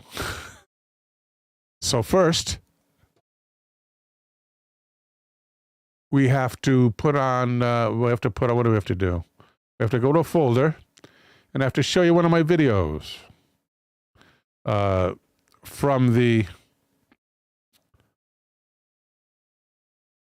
Banned by YouTube series. One of my video vignettes from one of my video vignettes while I find those shoes. So let's go to those vignettes now.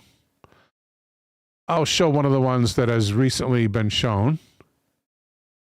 You'd forget your feet if they weren't screwed on, says T. Plateau.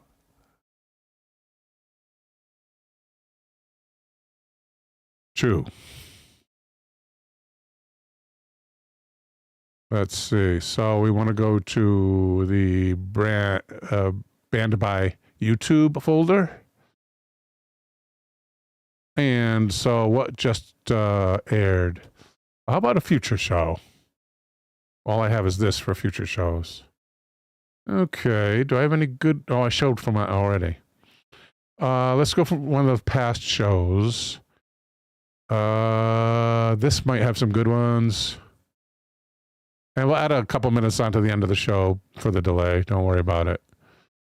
Don't worry about it. Video clips ready. What do we got here that looks good? Let's see. That was interesting. That was interesting. Oh, that's sad. That looks pretty good. Yeah, I think I can find my shoes within 3 minutes. If not, I'll be back shortly after the film roll sputters to an end. Yeah, let's try that.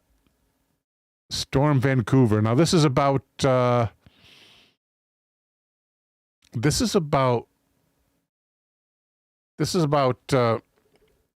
was, if you remember, the Storm Area 51 movement, where people were going to storm Area 51, and on a certain day, I forget what day it was someone on Reddit, I think, suggested it, and it became a meme and really popular, and they said on a certain day, everyone's going to storm Area 51, and we're going to get to see the aliens. So this I think this is from when a reporter goes to. Is this from when the reporter one? Yeah, this is it. I think this is when a reporter is interviewing people in Las Vegas. Is it? I think this is when what you're about to see, I think, is when.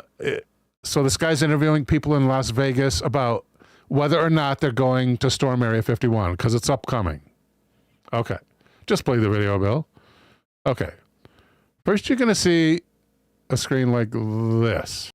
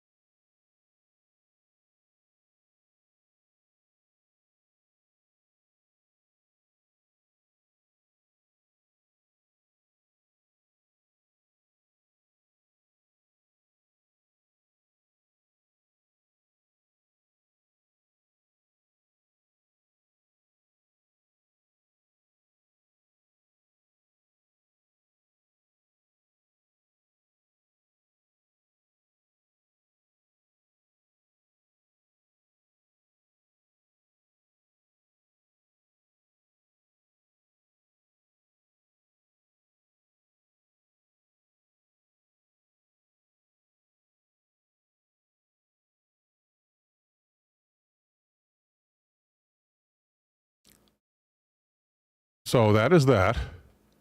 Thanks for waiting. Okay.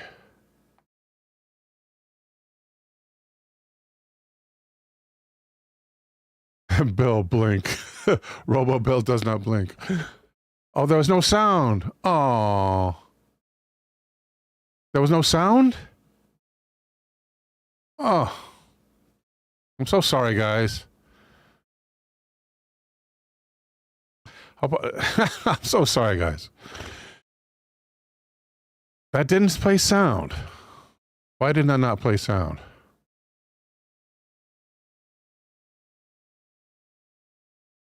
It should have played sound. You're right. There's nothing. So sometimes that works, sometimes it doesn't, huh?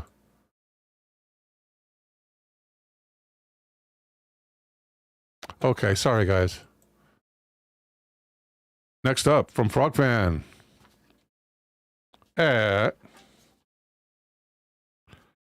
55 minutes past the hour.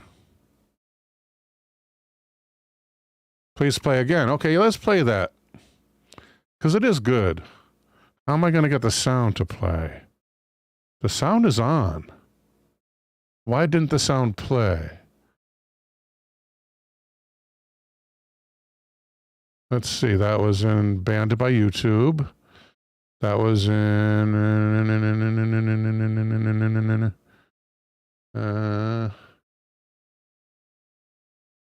hidden locations. Was that the one? Ready? Is that it? Yes. Oh, I got it right. Okay. Let's just do a test with this dude and get him to play sound first. You guys can hear me now, right?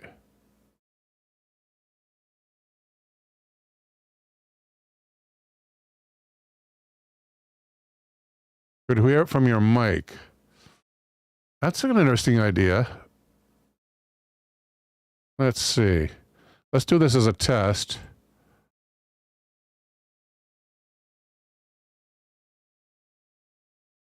Okay, now why can't it be heard? Is it because... Oh, is it... Oh, I see. That's why. No? And now you have to bring him up on your own salary, and nobody will give you a skilled job. Okay, yeah, that's the depressing one. That's at the end. But in the middle is this one.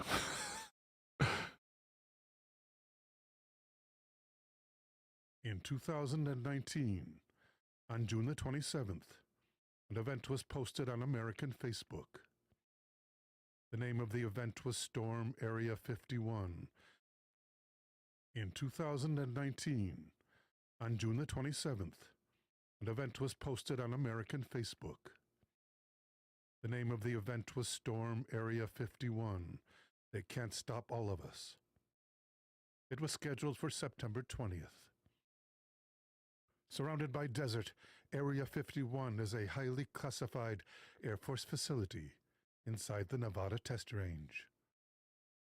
Facebook users were inspired to band together and raid the site in search for the extraterrestrial life quarantined by the U.S. government. The Facebook page received responses from 1.5 million people who said they were interested. But more people than that responded they were actually going. More than 2 million people committed online to attending the Area 51 raid. And we're asking people if they're going to the Area 51 raid. I'm gonna go. You gonna go? Yeah. You gonna get there? In September, yeah. Where's everybody meeting up? Do you know? It's a secret.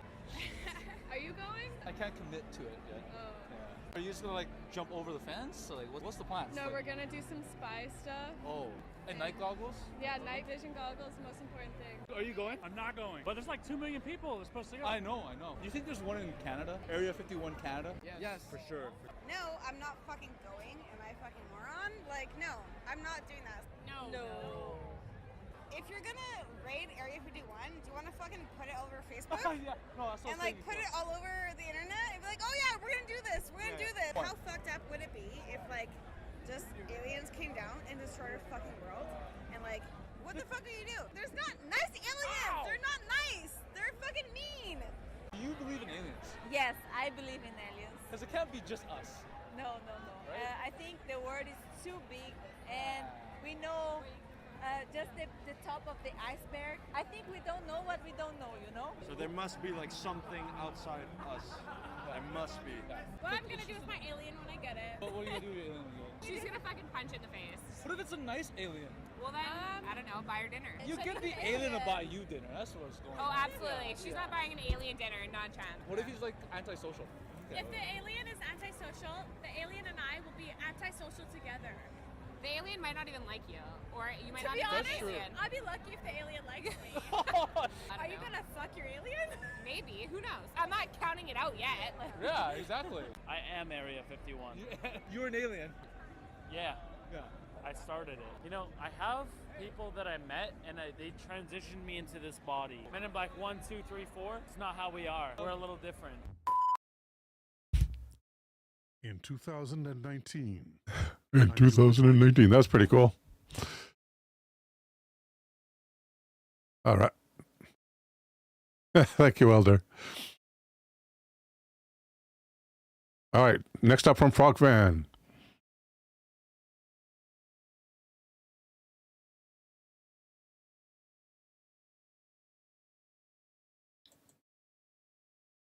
Why are there so many ancient sites along the 33rd parallel? You're welcome, Green Tea.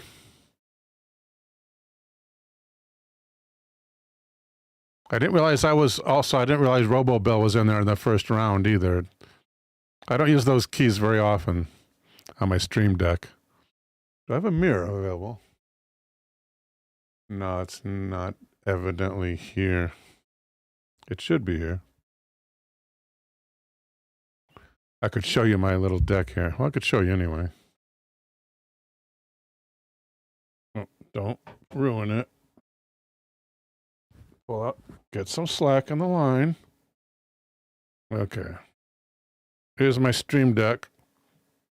Got to be careful not to touch the top of it or else things happen. Here's Jackie Gleason. That's the Jackie Gleason clip right there.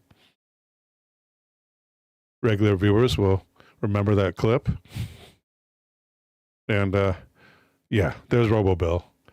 And there's without RoboBill. See how they look similar? With RoboBill, without RoboBill. All right. 33rd parallel.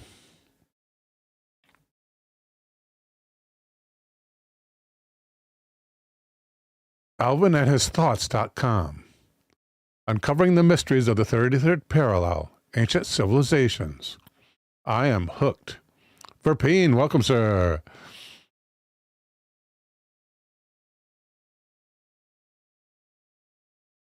Sorry I missed you if you appeared earlier. I did not catch it. This is posted by A. Harris 47.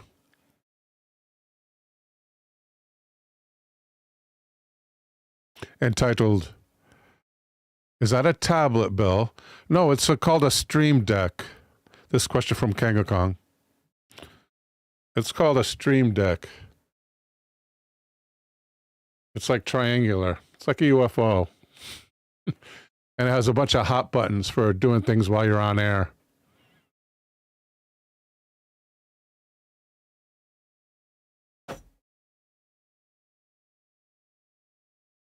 This one right here with the wave, that means we're live and on the air. That's what I press to go live, and it stays lit up in the corner.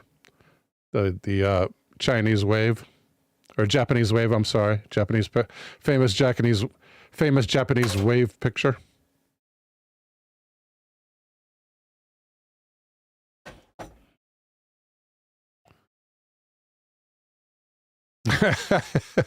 Green Tea says, suddenly I feel very old. And it's entitled Uncovering the Mysteries of the 33rd Parallel, Ancient Civilizations and Forgotten Megalithic Structures.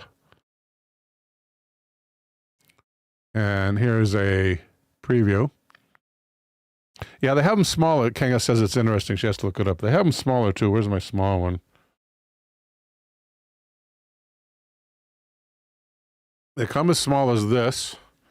Notice the triangular shape. And this one only has 6 buttons on it, but you can do the same thing. And you can also have every button I have on the big one because you can go into deeper menus with one of the buttons. So you can go menu after unlimited number of menus. So this could have the same functionality as the big one. The big one.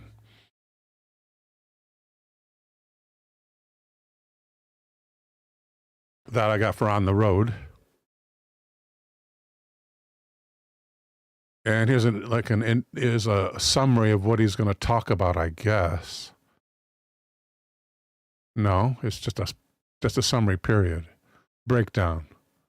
What is this? African American facts not taught in public schools. Introduction. Present the central question. Sounds like a teacher's guide. I forget what you call them. It might be syllabus, but I'm not sure. Lesson plan. It looks like a teacher's lesson plan, I think. Introduction. Present the central question to the class. Why is there not more evidence of ancient advanced civilizations, despite the existence of massive megalithic structures around the world? Introduce the 33rd parallel theory. The idea that many ancient civilizations built megalithic cities along this latitude due to its unique magnetic properties. Properties of the latitude, the 33rd parallel. Where's the 33rd parallel?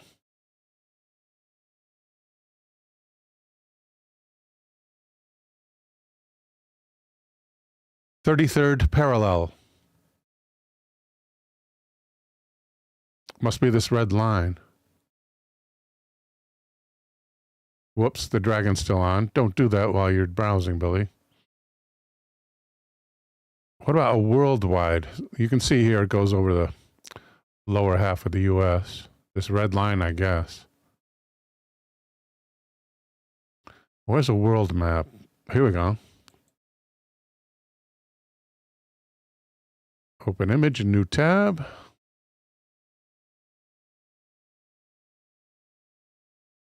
Yeah, so where's the, there's the Egyptian delta right here.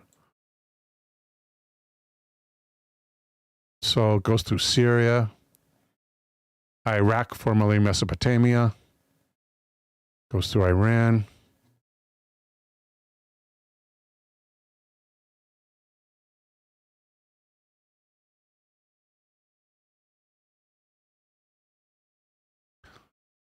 The 33rd parallel and Earth's magnetic fields.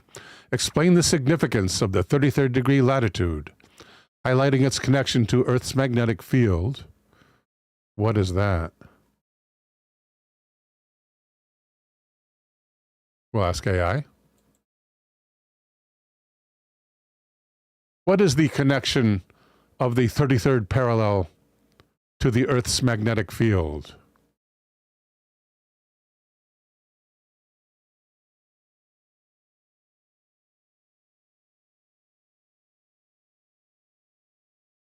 Not much.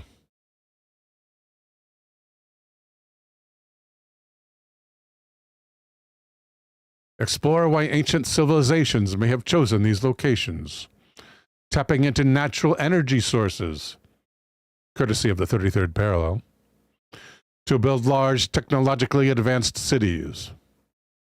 Mention key examples of cities and structures located on or along the 33rd parallel, such as the Great Pyramid of Giza, the ruins of Petra, and ancient sites in the Americas.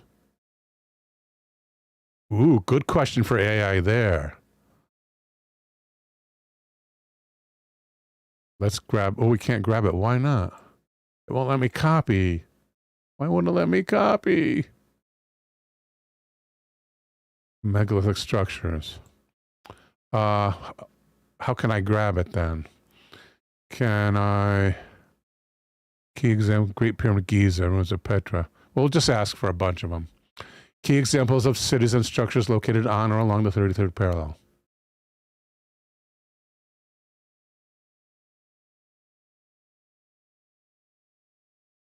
List 25 key structures or... I forgot the other word already. Cities? Cities located along the 33rd parallel.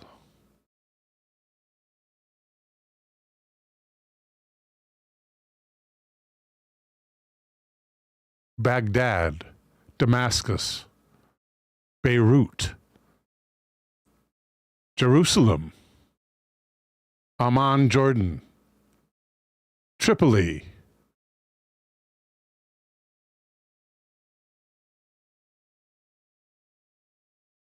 Dallas, Texas, Phoenix, Arizona, Roswell, New Mexico, Atlanta, Georgia, Birmingham, Alabama, Augusta, Georgia.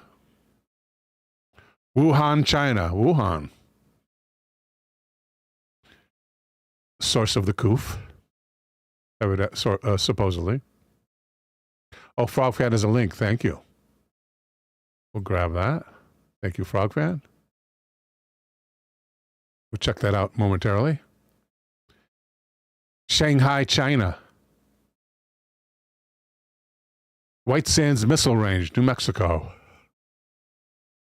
Trinity Site, New Mexico. First atomic bomb test. Kuwait.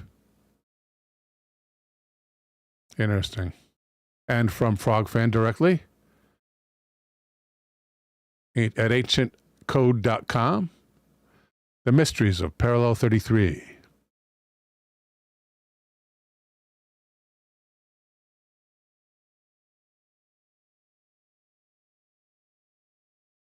The Phoenix Lights, which were reported by thousands of people in the skies above the city. One of the most massive sightings in UFO history. Occurring, according to witnesses in two separate UFO events, occurred along the 33rd parallel. The first nuclear explosion. Casablanca. It's on the 33rd parallel. And in the town of Casablanca, a large square and hexagonal pyramid construction is located. Really? Am I reading that right? Yeah. This I can copy.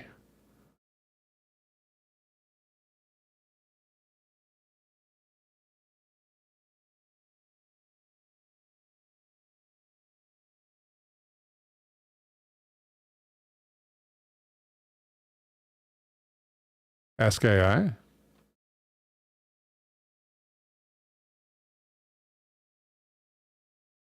Is located.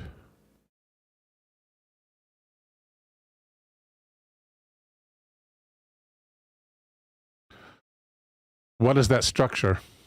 Sorry. What is that structure?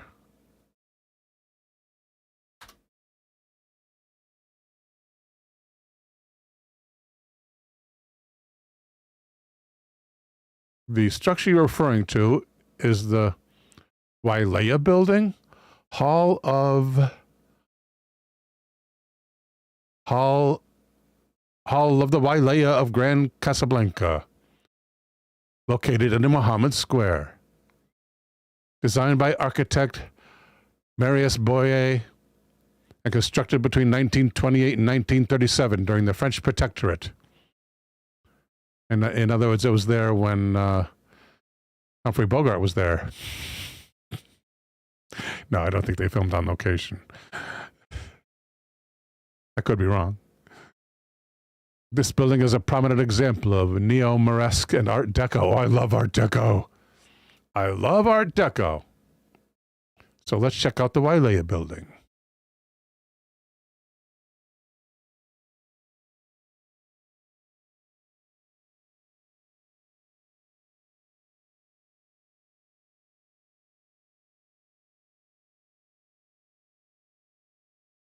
Art Deco, huh? I'm disappointed. That's a little bit better view. It is interesting. Art Deco, though? Let's take a look at this one. Good resolution.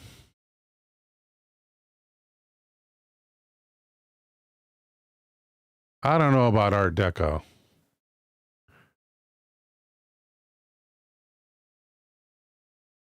Oh, they have fountains.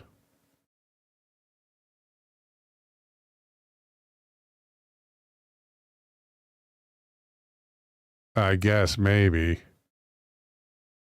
Here's Art Deco. Whoops. Here's Art Deco.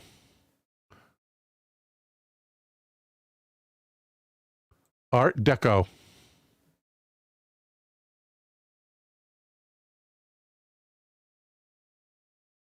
And in the, of course, Empire State Building, the Art Deco is emphasized by the top, the circles and the triangles. That's Art Deco style. And probably the only part of that building I'd call Art Deco is the top. This is Art Deco. Can I show that? I don't know if that lady has any clothes on. We'll just go past that. This looks to be a male figure. This is Art Deco.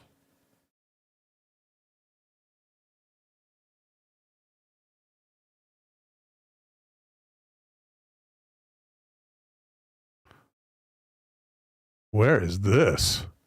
It looks like a transformer.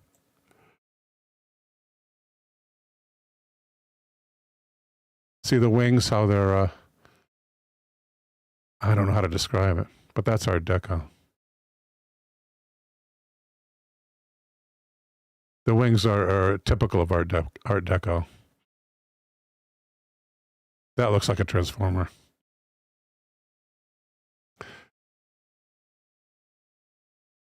I must know.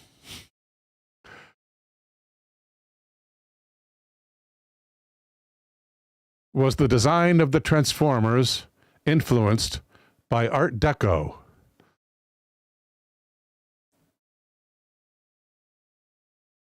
Yes, especially in certain iterations. Shows some influence from Art Deco, though it's not dominant.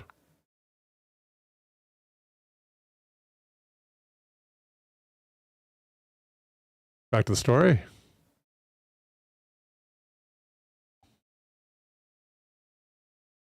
And that's at the end, rather, I believe. Yeah. No. The Persian Gulf has a few interesting qualities. In ancient Mesopotamia, now known as modern-day Iraq, what building was that, asks Kanga Kong. Good question. I think that answer should still be here. And it says, it's in Wikipedia. Let's visit that. Oh, good. It opens in a separate tab. Page down. Ooh, this is Art Deco right here. Isn't that beautiful? The female bust.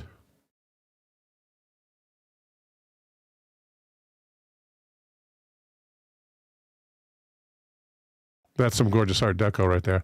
I have an Art Deco can opener shaped like a parrot. It's probably the only Art Deco I own. It has the wings like in Art Deco style. It's green anodized aluminum.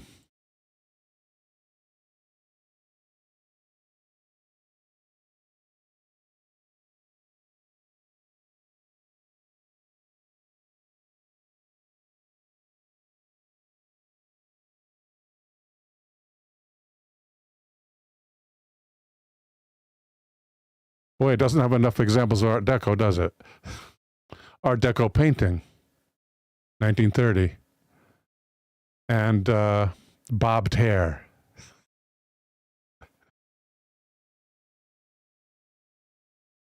Ain't that a nice piece of art?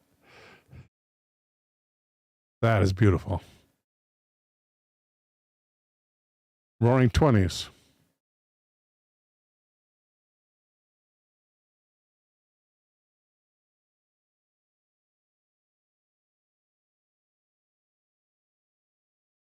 We'll find it eventually, Kanga. It's got to be here somewhere. Ah. The Spirit of Light or Spirit of Power, a metal sculpture on the facade of the Niagara Mohawk Building in Syracuse, New York. In other words, we can see it on Google Maps. It was made in 1932 by Clayton Fry.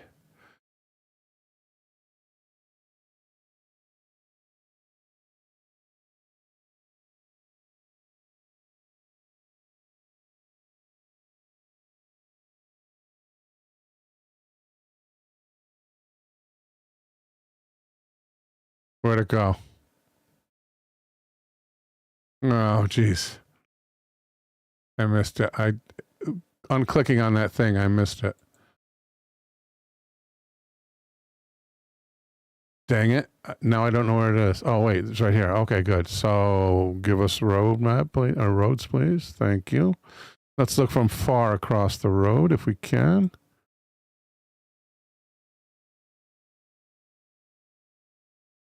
There he is. Can we look from a, that's about a, let's go a little bit this way. Look at that. I didn't realize they did that. Yeah, let's go this way.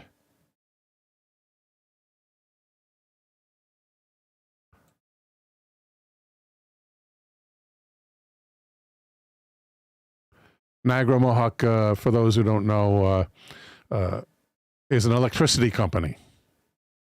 They sell electricity to residents of New York, including myself. Actually, I think they're called National Grid now. I think they might have been absorbed into another company or changed their name or something. But there it is. Cool. That's our state right there, the shape of our state, New York State. Okay. Okay, back to the story. Two Feathers, welcome, ma'am. Two Feathers says, it's amazing how you can see the world and not even leave your house.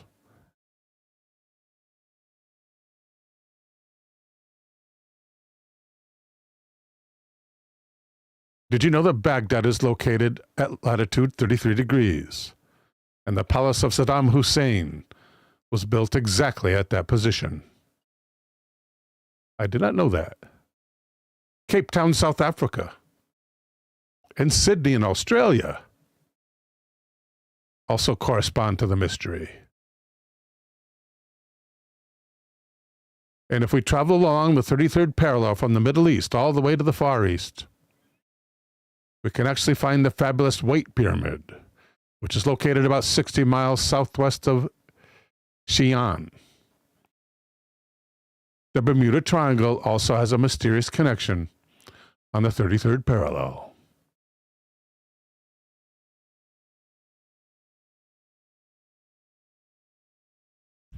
Okay, guys, don't forget this coming Wednesday is the last movie night.